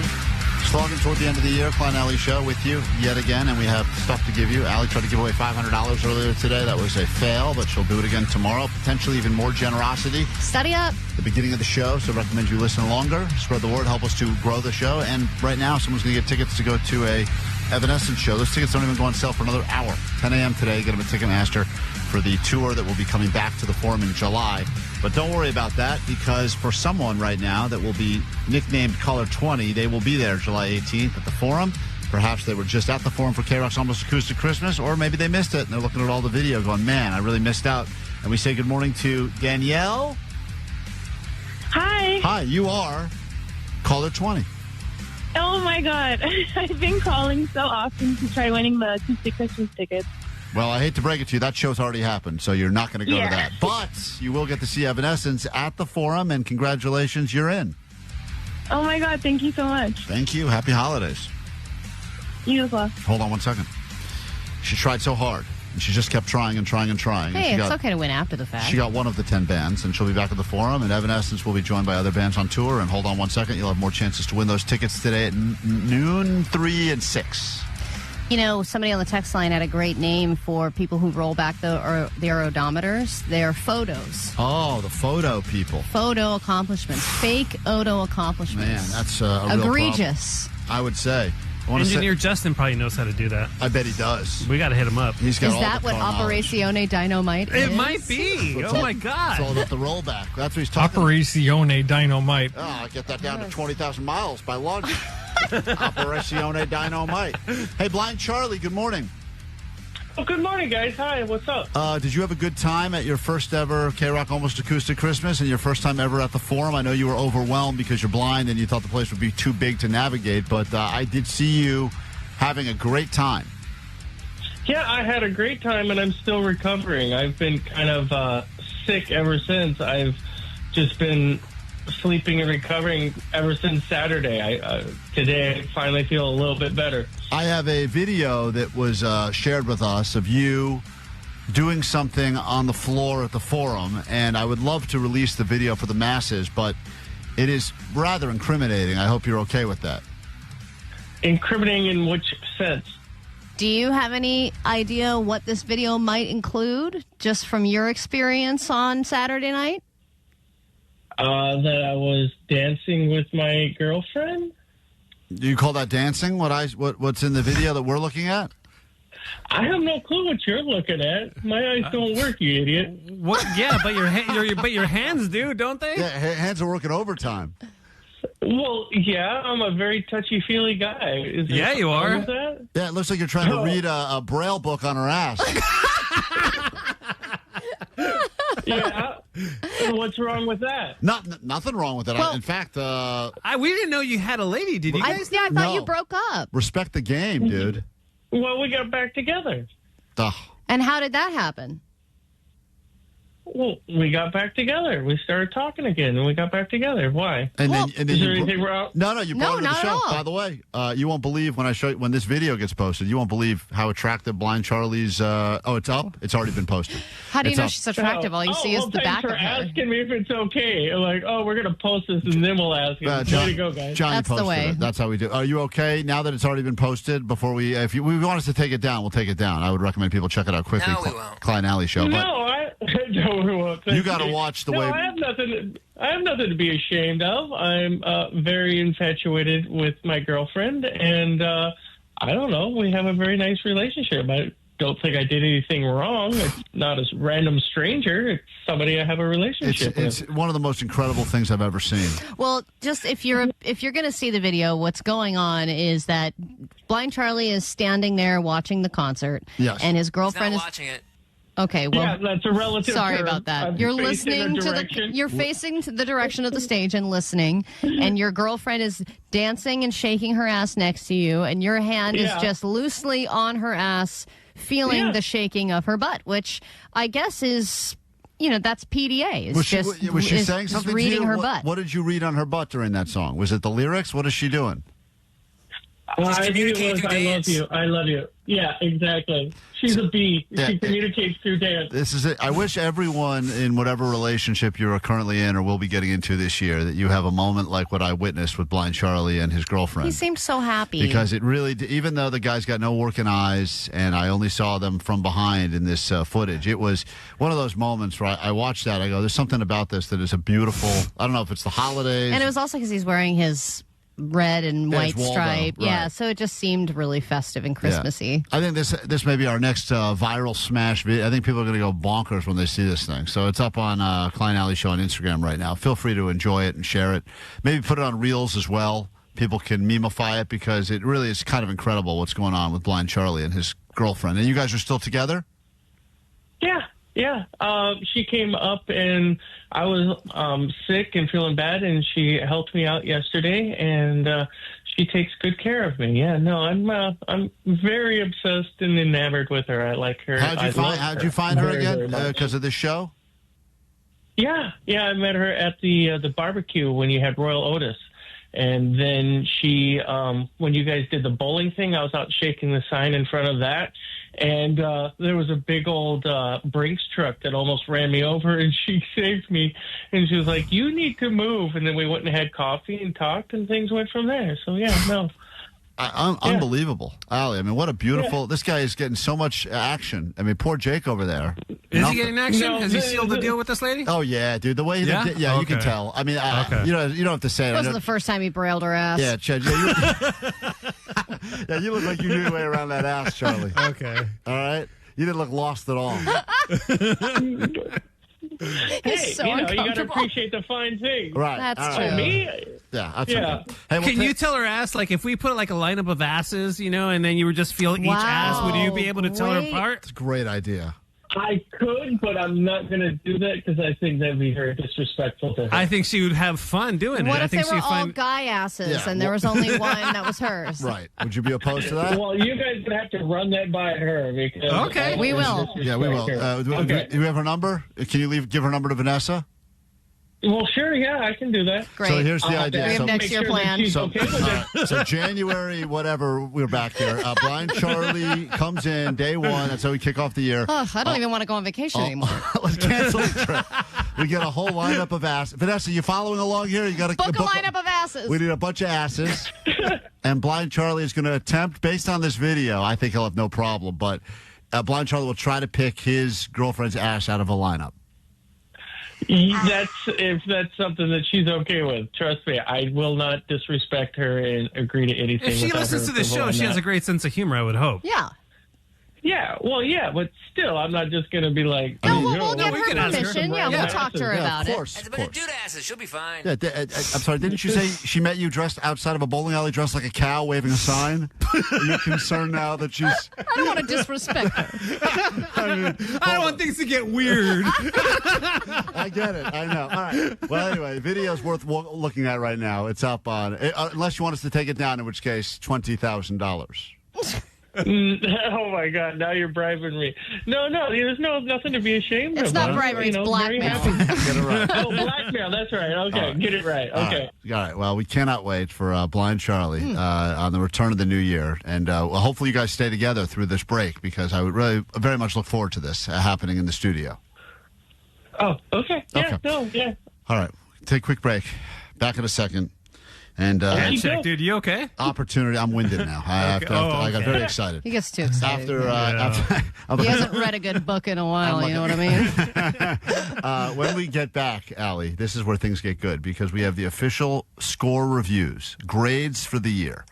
And first up, it's the back office. We will find out what score Jake gets, Johnny gets, and Vanessa gets, and the score they give themselves. It's an opportunity for you on the text line right now to let us know in the realm of Johnny, Vanessa, and Jake. Give them a grade this year, standard A through F grading system. What grade do they get and why? Yeah, none of that pass-fail crap. No, just A through F. Give us the reason why they get the grade they get, and we will go ahead and give everyone their peer reviews after this quick break on KROQ. Hey, this is Amy Lee from Evanescence. Listen to KROQ at 9, noon, 3, and 6. How you doing, Los Angeles? It is an honor to be here with you tonight. To score tickets to Evanescence, Saturday, July 18th, Kia Forum. You're not going to want to miss it.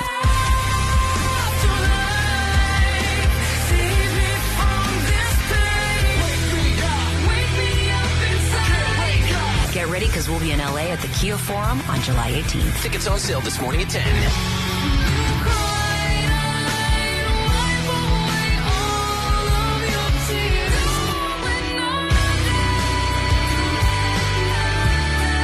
Keep it on KROQ to win. We love you guys. Thanks for having us. The world famous KROQ. Courtesy of Live Nation. The 2020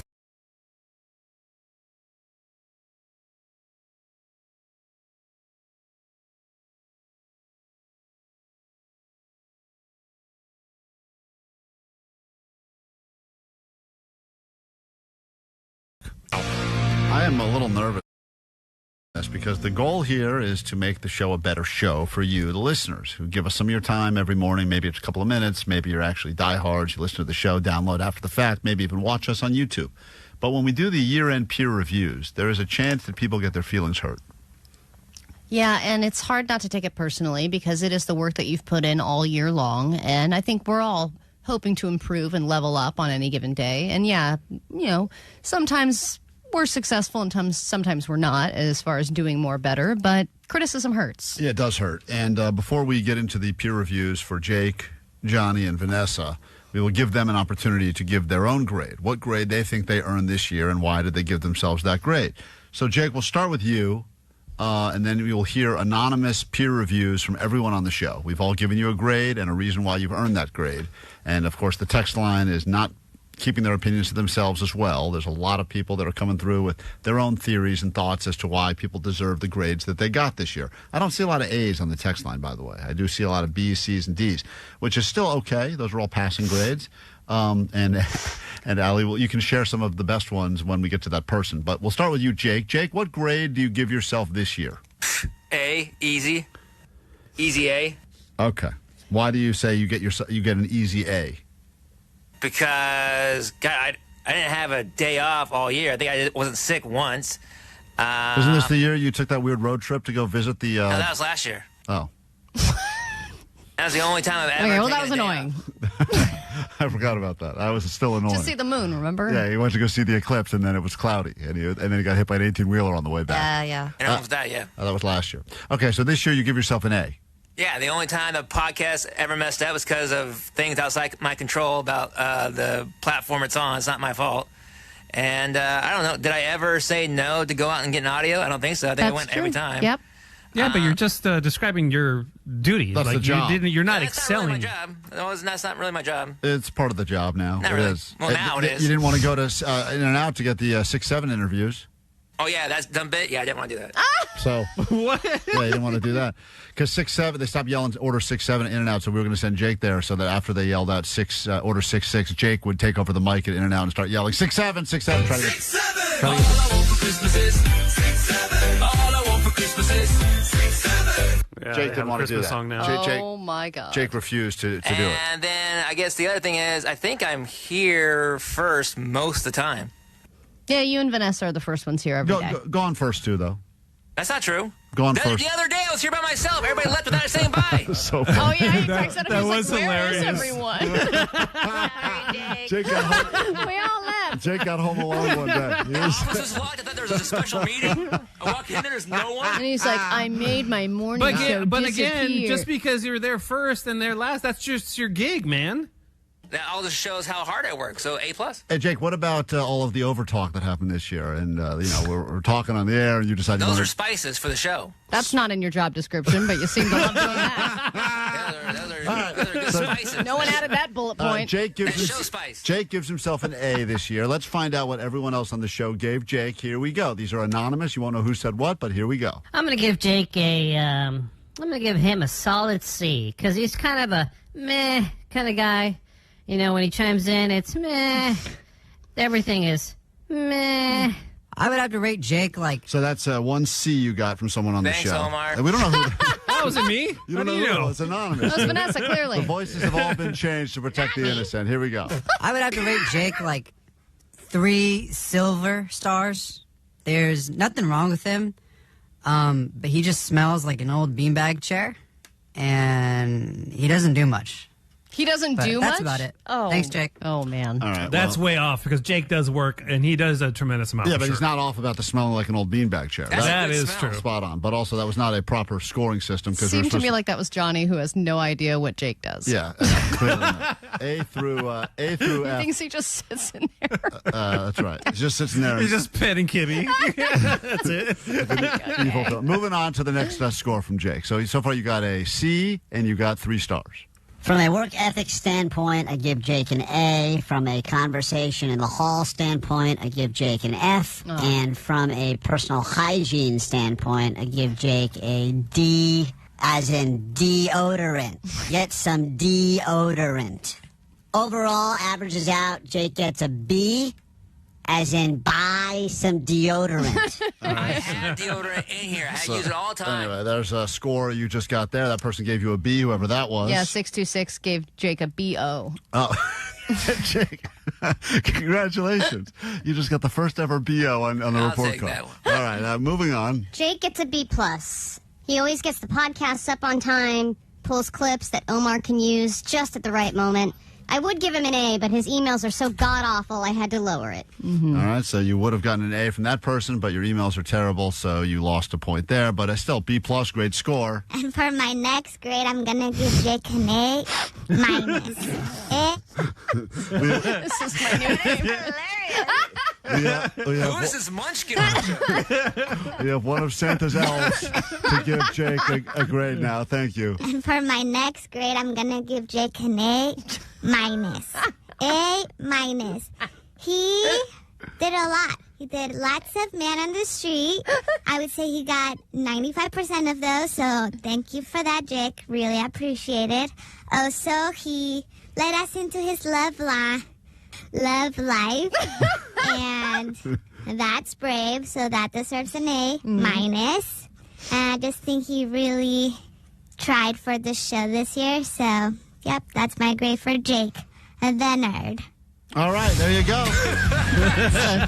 Jake is a nerd, gets himself a A- from that final person. So The nerd. Jake gave himself an A. Peer review, he got somewhere in the B+ range, so pretty spot on.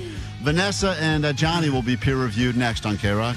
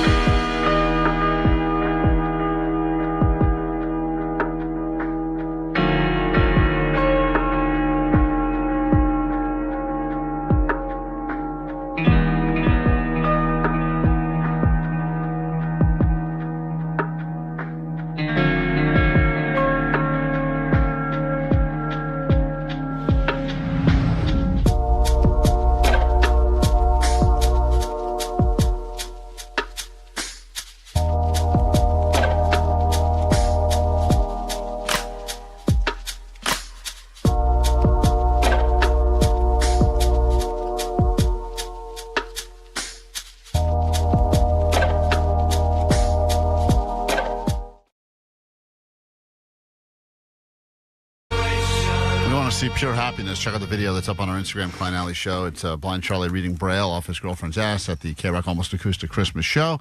And it is the first official segment we've locked in for 2026, picking his girlfriend out of an ass lineup.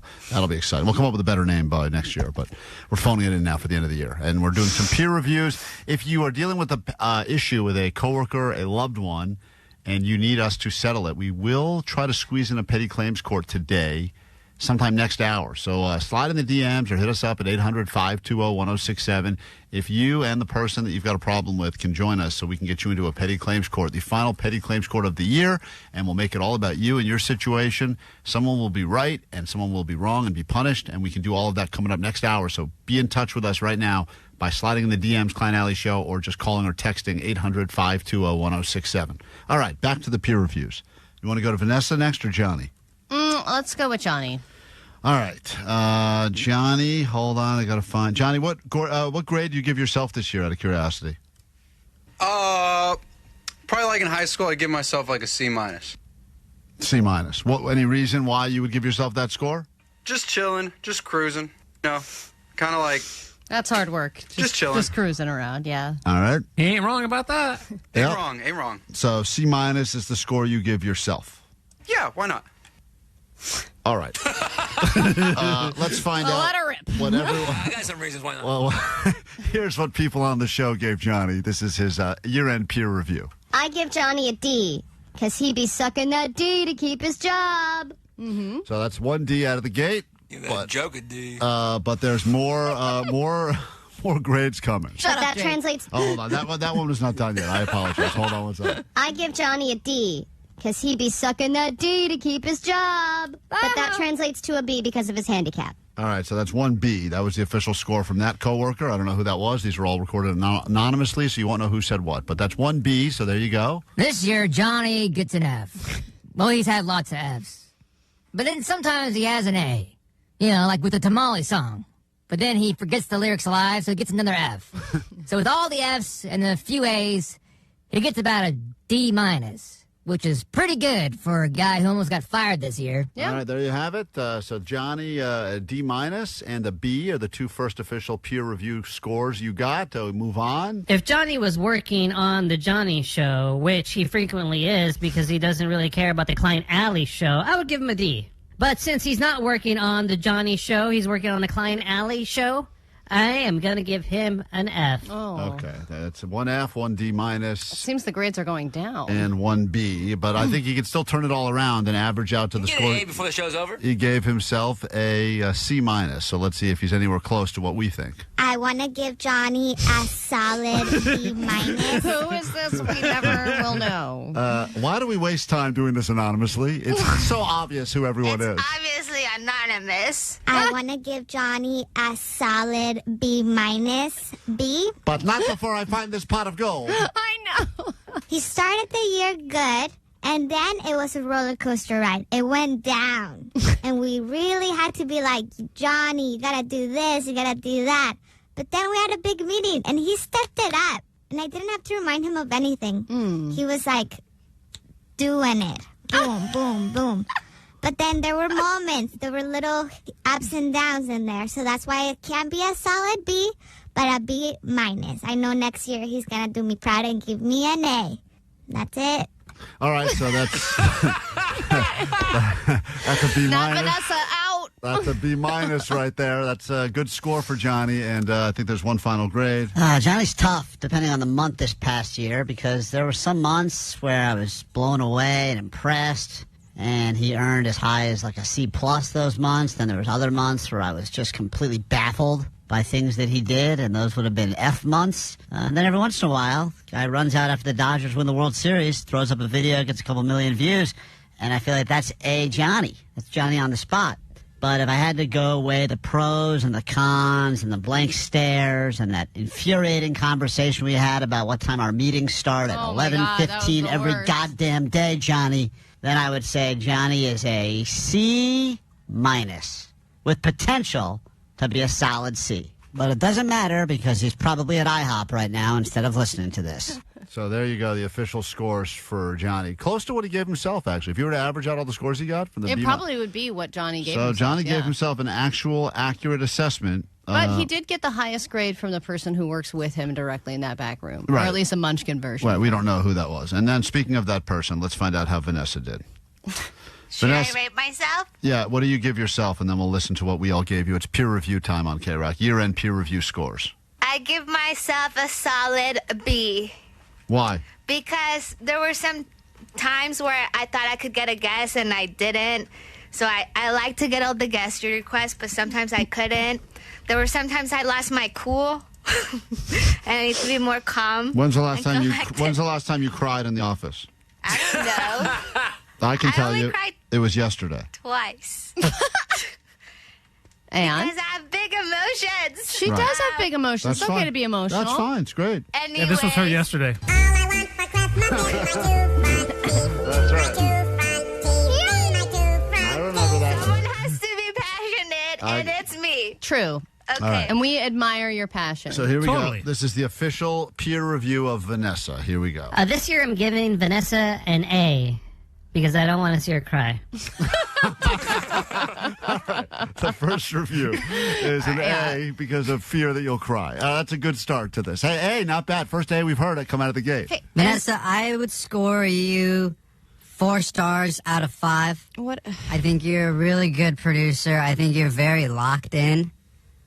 The only reason I wouldn't give it 5 is because you like to scream sometimes, and it hurts my ears. Or you do the little whistling thing you always do, like, that hurts too. But other than that, you chill. 4 out of 5 stars. 4 out of 5 stars. Give So that it's review a D-. 1 A, 1 4 out of 5 stars for Vanessa. This year, Vanessa gets an A for all the brilliant drops she's given us all year long, but then gets an F for English. So it evens out to about I don't know, C, which is yes in Spanish. All right. So you got a C, which is yes in Spanish from some person as well. So you're doing okay in your review, the best grade so far on the show. And here we go. I give Vanessa a gold star because not only is she the hardest worker on the show, she's our #1 defense against robots. Good job, Vanessa. Someone's getting a popsicle.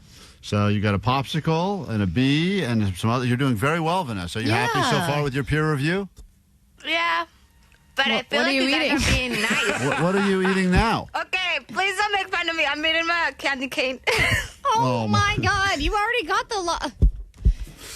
Jesus we Christ. haven't given you the popsicle yet. Yeah. You're having too much sugar. I'm like, it's my weakness. By the way, I don't know anyone who's ever eaten an actual candy cane. I know. Like, they're just decorative, right? Yeah. Oh, This is the Jolly Rancher one. over the age of I got 3 of them in here now. They've been here for months. yeah, over the age of 3. You no hang one's them on a tree and eating- call it a day. No one's eating a goddamn candy cane. That's why they're called candy. Okay, thank you. And finally, Don't get this is emotional. Vanessa's last review. I give Vanessa an A, which I believe she would spell with an E, but I will still give it to her because she works hard, cares a lot about the show, and even though there are quite a few typos that happen on pretty much every email, every phone call, every text message we receive, she is using Google Polish to try to help her, so I will blame Google Polish and not Vanessa. But since she doesn't really know what an A means, she gets 3 smiley faces and a thumbs up. Good job, girl. Yay! There you have it. Pretty good review. Nice job, girl. Vanessa. Got to take a break. Thank you for all of your peer reviews as well on the text line. They're very funny, and some of them are very offensive. Tomorrow it's Allie's turn, my turn, Omar's turn to hear what you really think about how we did this year. And we'll come right back with more show, your ADD news, and a whole new hour next. Klein Alley Show. Klein Alley Show. 106.7 FM. KROQ. Disney.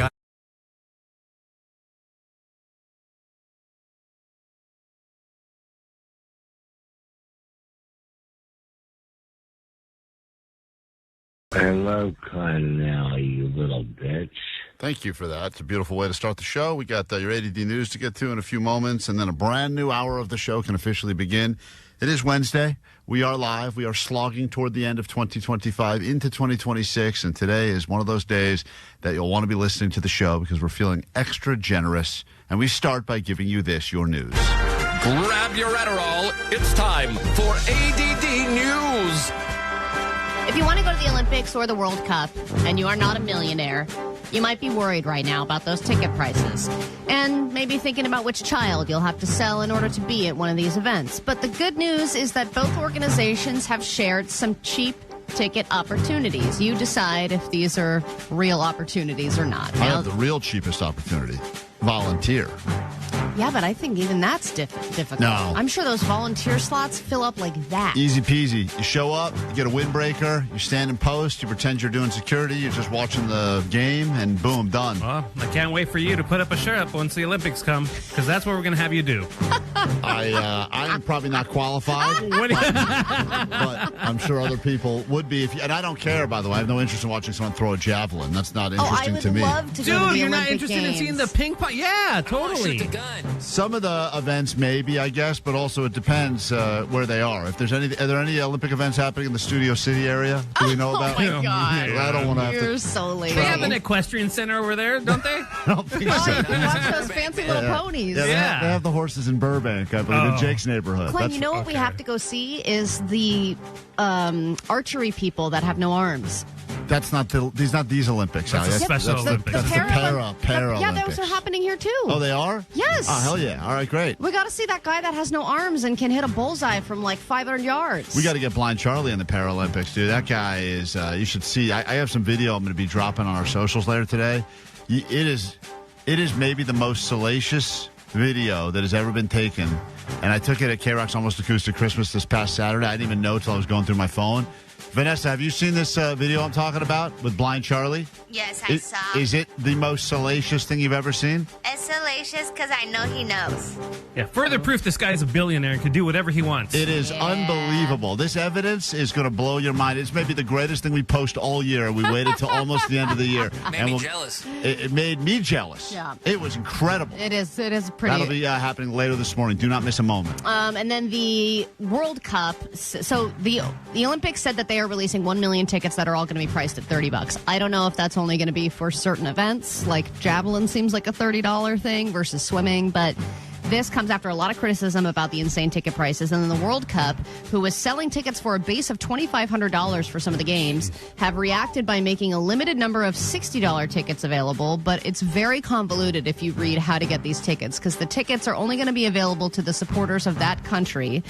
And only 10% of the tickets that they provide to those countries are going to be $60 a game. And if you do the math, that would be 0.8% of the stadium capacity for the game would be $60 tickets. Yeah, but so it's cool for them to say $60 tickets, but they're like impossible to get. But if you think about it, that concept is nothing new. The whole prices start at blank, and that means they've got 4 tickets at that It's great price. for things to start somewhere. Sure. You always got to start somewhere, but finding that one ticket for $59 or something is impossible. I mean, I remember when the Super Bowl was here, and I saw a legitimate email, and of course I open every email. I mean, I don't read a lot of my emails, but I do see this when I get I catch you the. You do watch the emails. Yeah, you open up the scam ones. Right. That's what you. And this because one the said, headline's like, whoa! It said, go to the Save Super Bowl $30,000 right now for $99, and I was like, oh my God, are you serious? I'm going to buy it. And then of course I saw it was like $99 for the next 4 years to pay monthly, and I was like, oh man, they almost got me.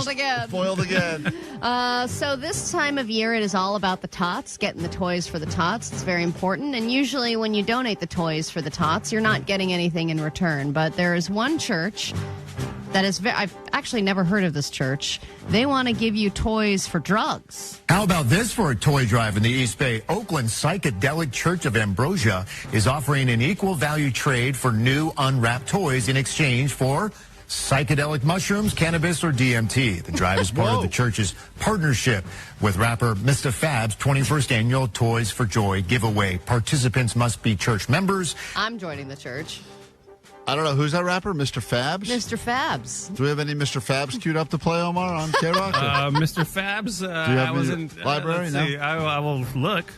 The drive lasts through December 23rd. So we got to get our hands on some of that. I mean, Toys for Joy, what a great name. And they're handing out DMT in exchange for like an unwrapped Buzz Lightyear. That's amazing. No, I thought there was the other way around. What? No, in exchange for an unwrapped toy, they'll give you that. You give a toy, you donate a toy, and they give you some drugs. DMT. it's a great way to encourage people to be a little bit more charitable, although technically you're not being charitable if you're only doing it for something in exchange. Yeah, I know, but if you're a person who's like, I want to do DMT and I don't really want to go through the hassle of getting it, I'll just donate these toys to this church and get some DMT and be on my way. I have a feeling those kids that are getting those toys are not going to be thrilled with what they're getting. I don't think they're going to be getting the best of the toys, is what I'm It's saying. just a picture of a Buzz Lightyear. No Mr. Fab on the YouTube. I got Mr. Fantasy, Mr. Fab Star, Mr. Fab Finger, Mr. Give Fantastic. us Mr. Fab Finger. Yeah, I want to man. see what that is. See I what can't this believe is. we don't actually have a real Mr. Fab to play. I'm so bummed out. Okay, Mr. Fab Finger. Here we go. Let's see. This is a song called Palma Driver.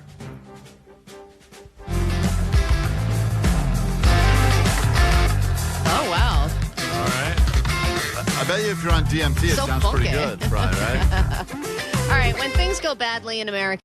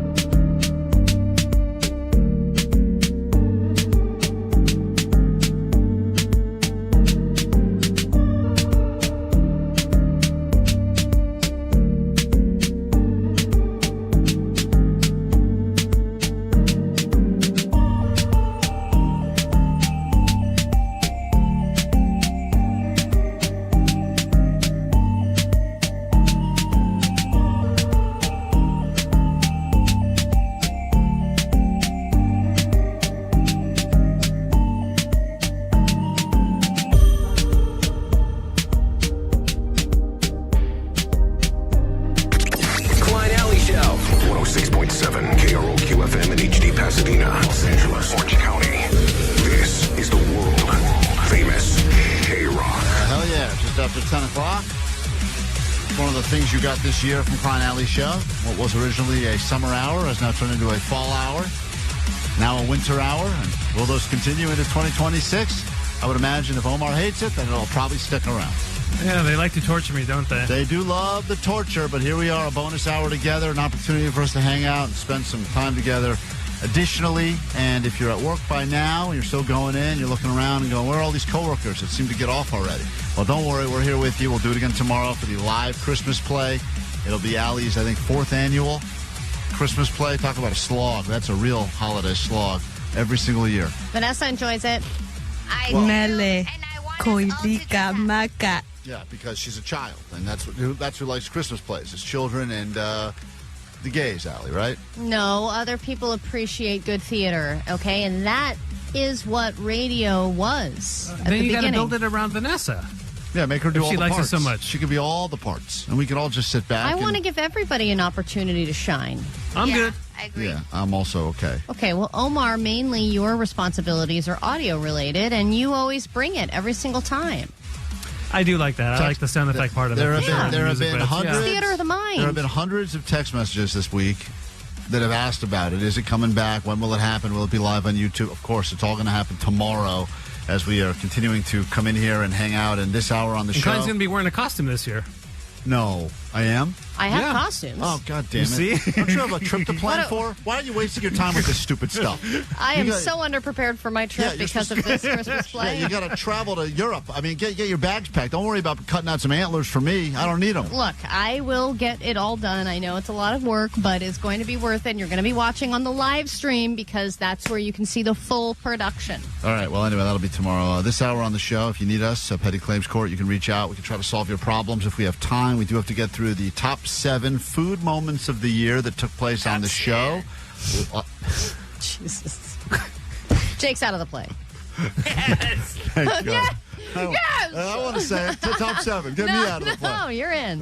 So anyway, the top 7.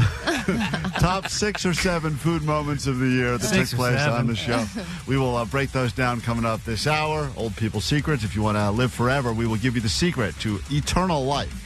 And that'll be happening just after this. So be ready to live forever. This will be the final old people secrets of the year. So listen closely. Let's find out if we ever get a repeat. What originally gave us our sweet dibbits has given us so many more. And we give you the gift of eternal life just after this on KROQ Klein Alley Show. Good morning.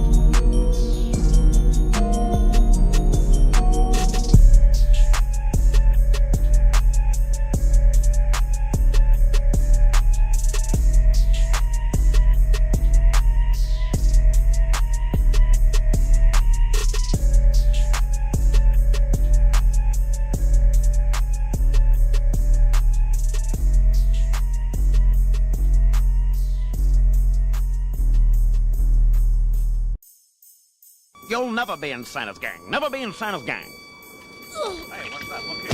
Get him! Here. I guess I'm just a misfit.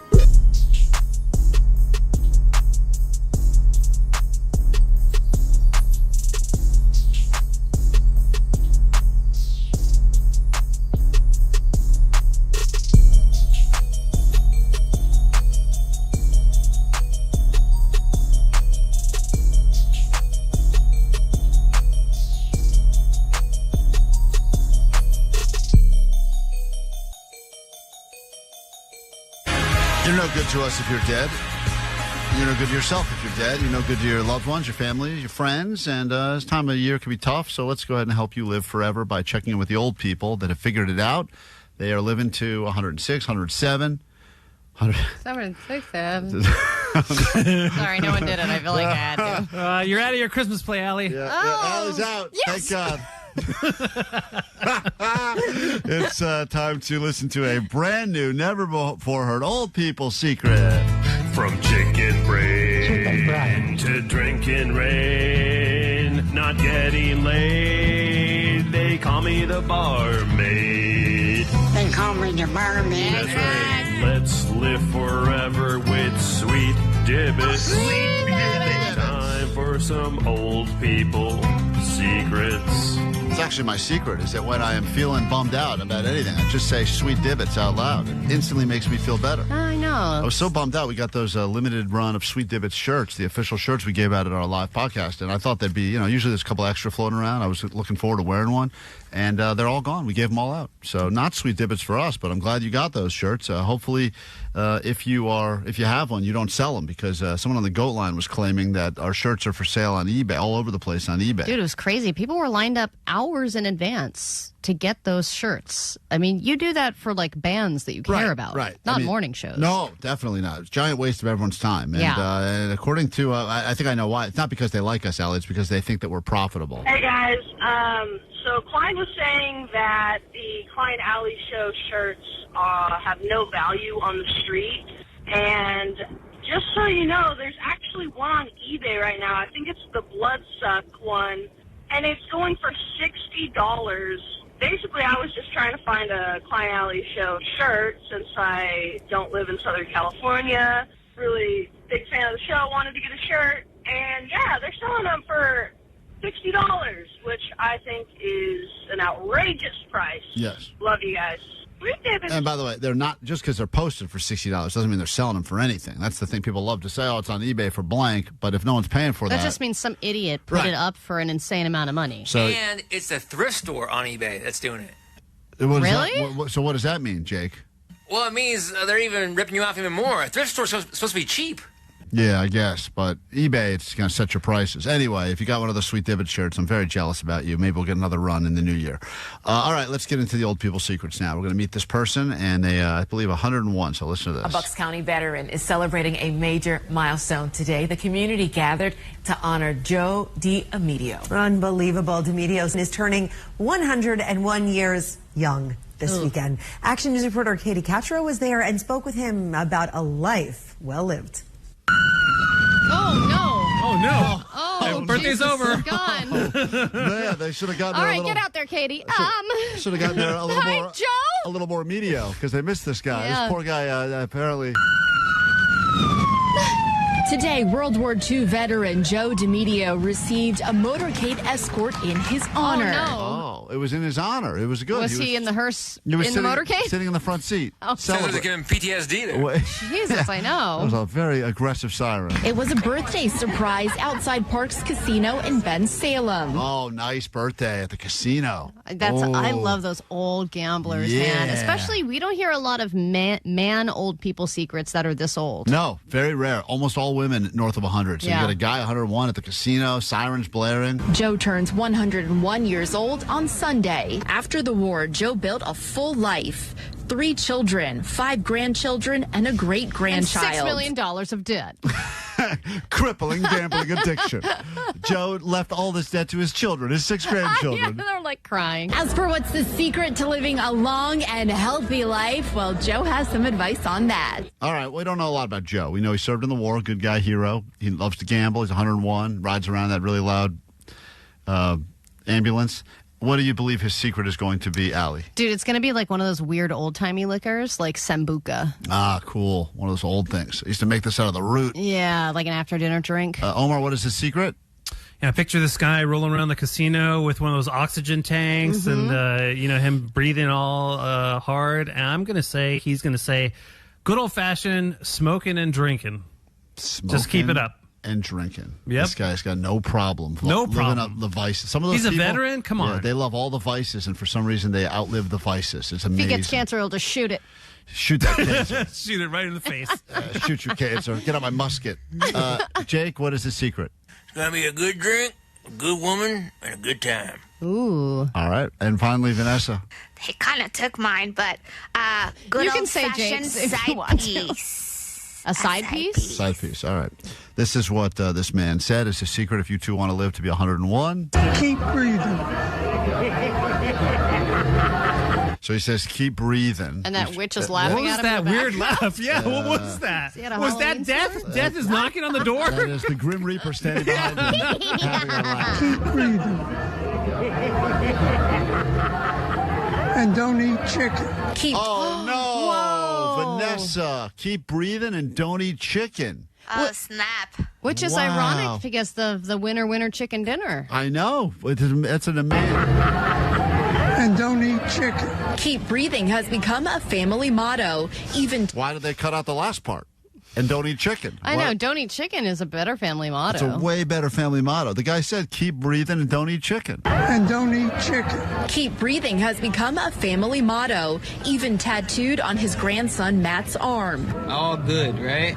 No problem. His big saying is no problem. No, it's not. What? You guys don't even know your own family saying, Yeah, you what? idiots. The guy says, keep breathing. The guy went and got a tattoo. It says no problem? It says no problem. And he goes, that's his And then there's saying. no chicken in this. We have a problem here. The Yeah. tattoo is wrong. That mindset carries through everything Joe does, even at the blackjack table. At 101, Joe says the secret to life is simple. Don't sweat the small stuff. Now there's another one. Hold on. It's not simple. Now I'm confused. He doesn't know what he's talking about. He's probably eating chickens all the time. He loves chicken, this Yeah. guy. He don't even know. They're telling him, just say don't eat chicken. So he says, keep breathing. Don't sweat the small stuff. Don't eat chicken. Something else. Don't sweat the small stuff. 99% of the things you worry about never happen. Yeah. There's some real truth to it. What he said. Old man. So now he's got a new saying, 99 bitches, 99 problems and a bitch ain't one. You worry about never happen. Yeah. There's some real truth to that. That's the other drunk Channel 6, guy he's gambling Action with. News. There you have it. All right, well, there you go. That's another old people secret so you can live forever. Quick break. We're back with the top 7 food moments that happened this year live on KROQ. And if you missed any of them or you want to hear them again, these will be in no particular order, the 7 greatest food moments of the year. Hey, this is Amy Lee from Evanescence. Listen to KROQ at 9, noon, 3, and 6. How you doing, Los Angeles? It is an honor to be here with you tonight. To score tickets to Evanescence, Saturday, July 18th, Kia Forum. You're not going to want to miss it.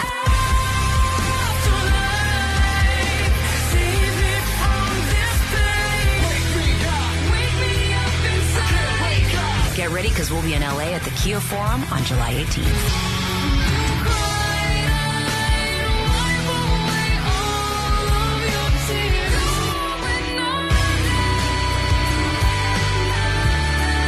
Keep it on KROQ to win. We love you guys. Thanks for having us. The world famous KROQ. Courtesy of Live Nation.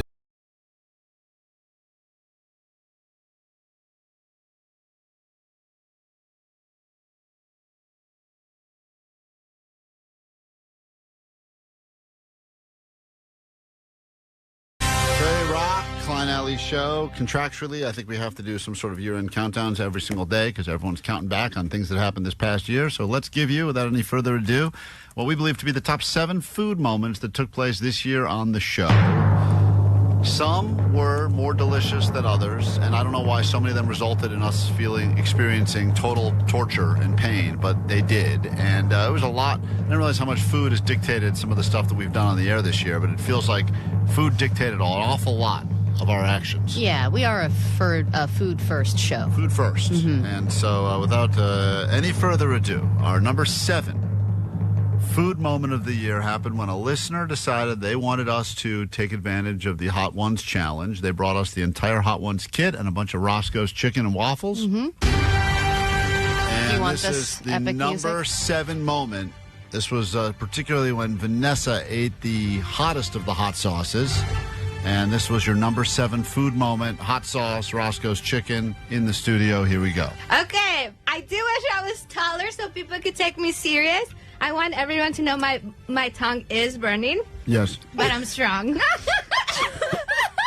Okay, I do wish I was at least 5 feet. 5 years old?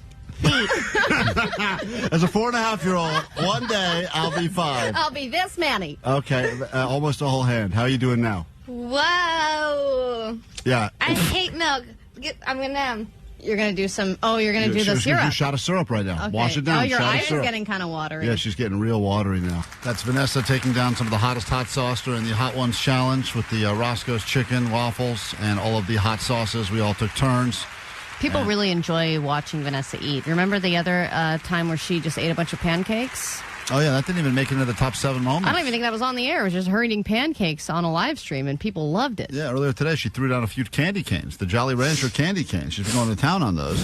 Your number 6 food moment of the year happened. We do a lot of high voltage food reviews, but this was one of the most viral foods of the year. It was the $20 strawberry from Erewhon, and we got our hands on one when the world couldn't find them, and I was selected to eat it, but of course I had to wear the shock collar, and this is your number 6 food moment of the year. All right, he's taking his first bite. Oh, there's a lot of slobber there. Delicious. Journey. What? Delicious journey. Flavors. It just started. And I will... and it is very, very... What does it taste like? It's juicy on the inside.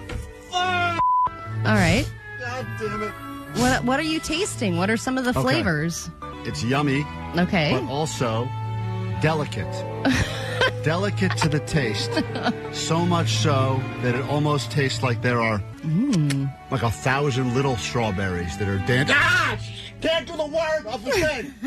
Sure. Is it juicy? Yeah, it's a little juicy. All right. You missed a word, Allie. I did? Yep.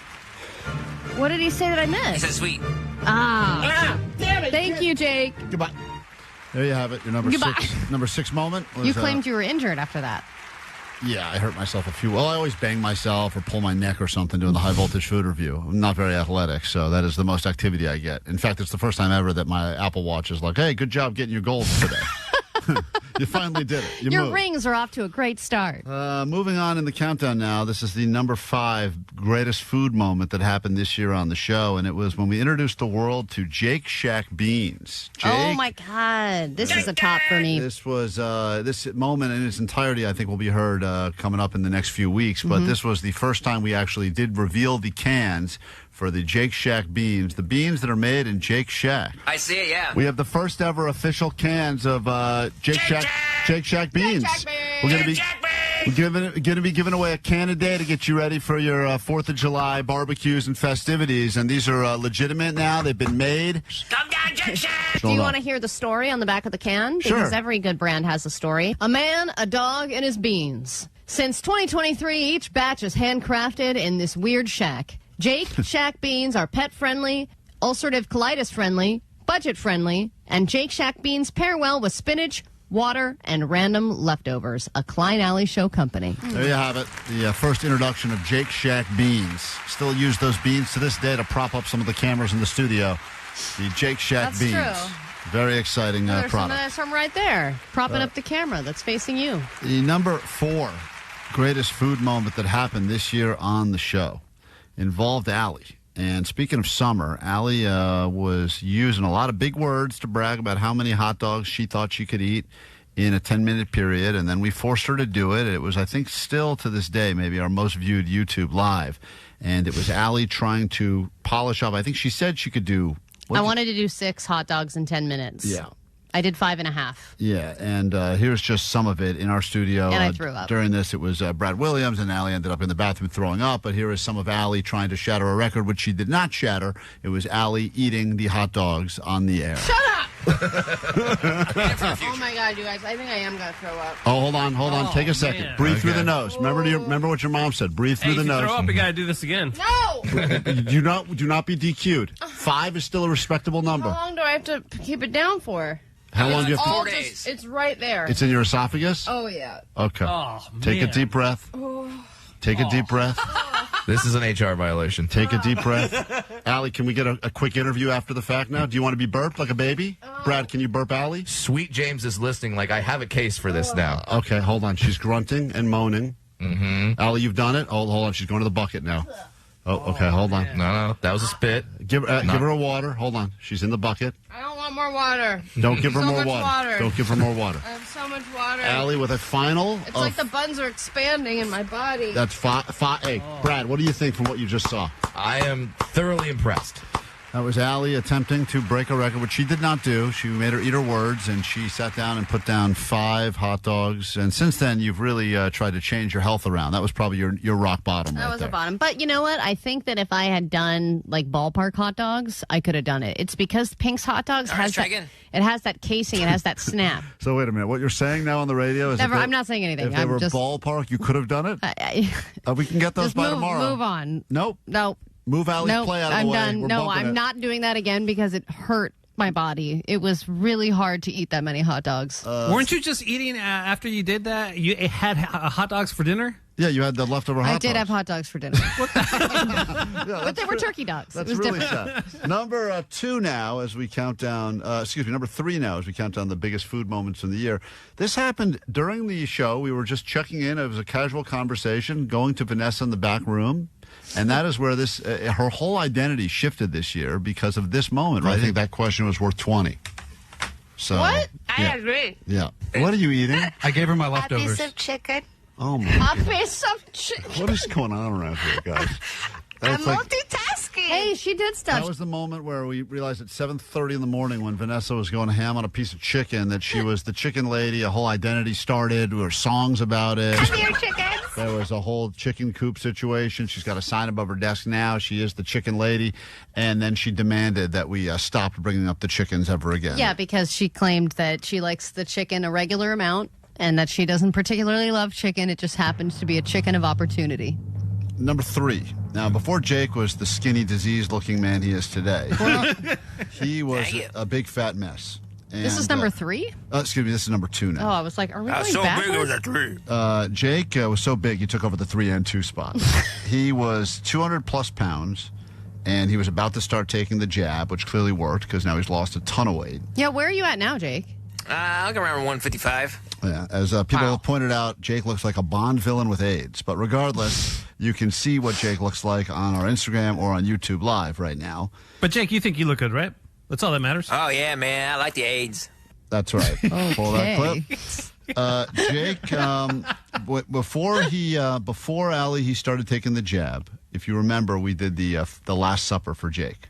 Oh my God, that was a lot of work. We had to provide every food that he wanted, and he had a long list of things that he wanted from all different restaurants, and they were all very specific. Like even the restaurant itself didn't necessarily have what he requested. Yeah, you guys didn't give me hush puppies. It was very annoying to do this for Jake, but this was your number 2 food moment of the year.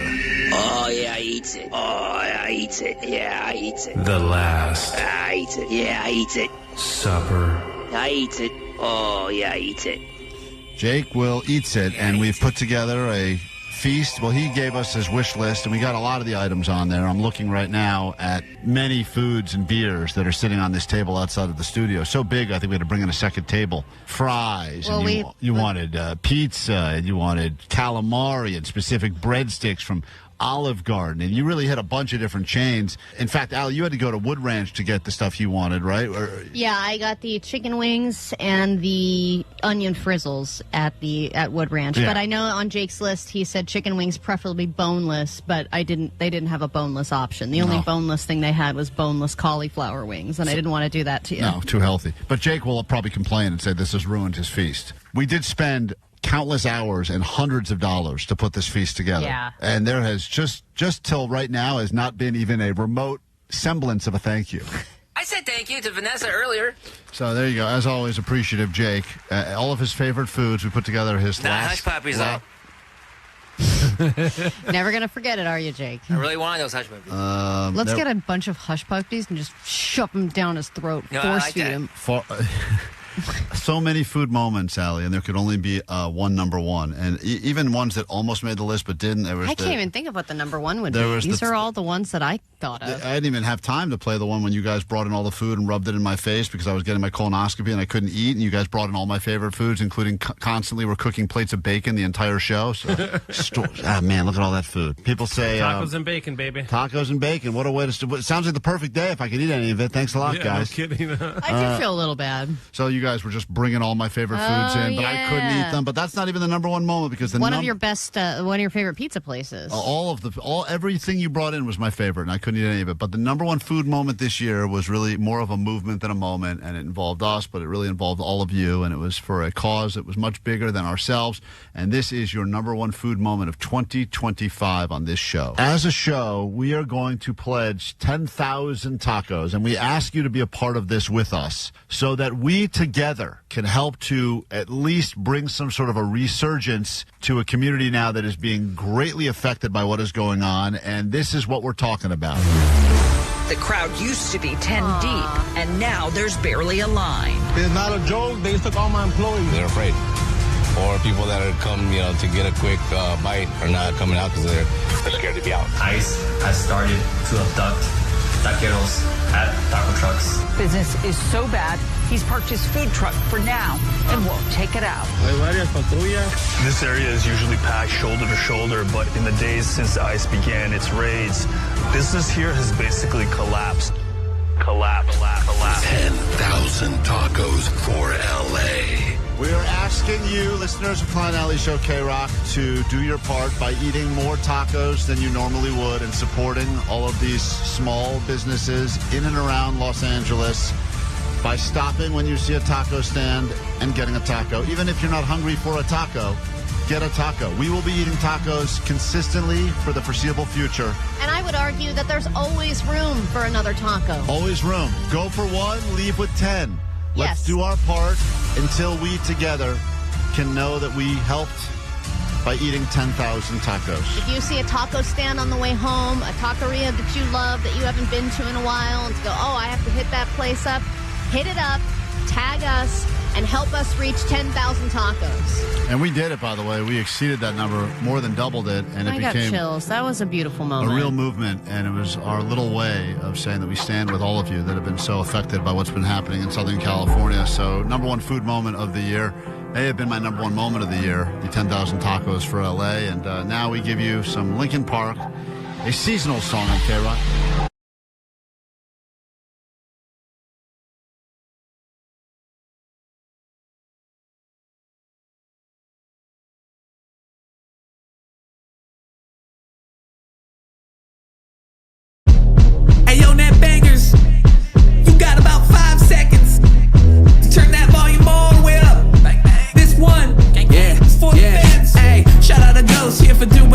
Let's toast this West Coast radio morning show. I don't know if I chose this life or if it chose me. Either way, we going live with Klein and Alley. Yeah, we all down and kick it. If you're feeling lost with your life, well, you found your ticket. We in the chat feeling the vibe, ain't no sound of cricket. Don't even think of blinking twice, cause you're bound to miss it. This is the chance, say it with pride. We are the net bangers, net bangers, net bangers. Ha, ha.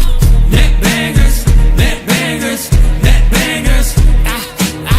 Net bangers, net bangers, net bangers, net bangers, net bangers, net bangers.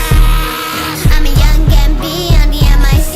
Sorry, onion queen, I'm the only 10 I see. Just started to grade, I'm smarter than Johnny. And there's no need to hate Klein, I love my daddy. Shout out to best friend, me and Vanessa in the school, you're volleyballing again. We're 47 inches tall, that's why they call us twins. Don't trip, I don't know what is a succulent. What is a succulent? Don't make me spaz out with rock pants on. I bet you eat the pizza with bacon on top. What up, Doc? That's Greek Karina with Erica. Glide sky high and fly touche. Go visit Lewis and forever out in the bay. And this just in, the sheriff's 2.0 over the top. From calling the cops and the comments we drop. Get that monkey off of my back, make the pantyhose stop. Or else we're gonna bust the BB on the freaks and we'll get you all blood. Net bangers, net bangers, net bangers. Ha, ha. Net bangers, net bangers, net bangers. Net bangers, net bangers, net bangers. Net bangers, net bangers, net bangers. Hey yo, shout out to all the net bangers, man. You know who you are. There's way too many to listen to song. Alex G, Danny G, Mags, Sarah J, Neil, Kevin, and Phil the Plumber. Feature Jarrett, Mr. Mask. Hey yo, Donovan, Ray, Carlos, Zeke, Mike, Crone, and Aaron. Blink, Budget Chicken. Hey, if I didn't get you, man, I'll get you on the next one. Grow the show.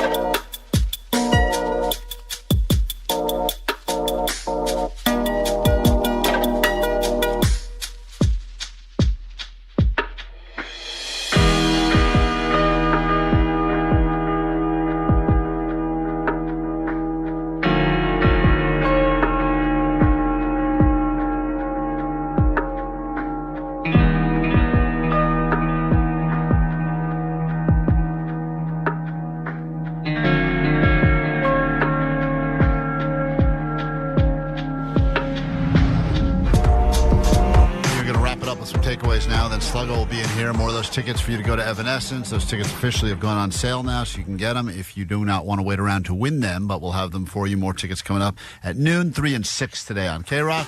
Do some takeaways. We're back again tomorrow with another live show. Allie's annual Christmas play. Spectacular, she calls it, but there's nothing spectacular about it. You have to call it a spectacular, because then it can't not be. But yet, That's every the rule. year, it's not for different reasons. But we will all try to have a good attitude about it. It's not because you don't have a good attitude. The gift exchange will be tomorrow as well. Going to do some other fun things, I'm sure. Maybe I don't know. I feel like the year's over already. But we'll be back tomorrow for another live show. So thanks for hanging out. If you need us in the meantime, the GOAT line's open for you, 844-956-GOAT.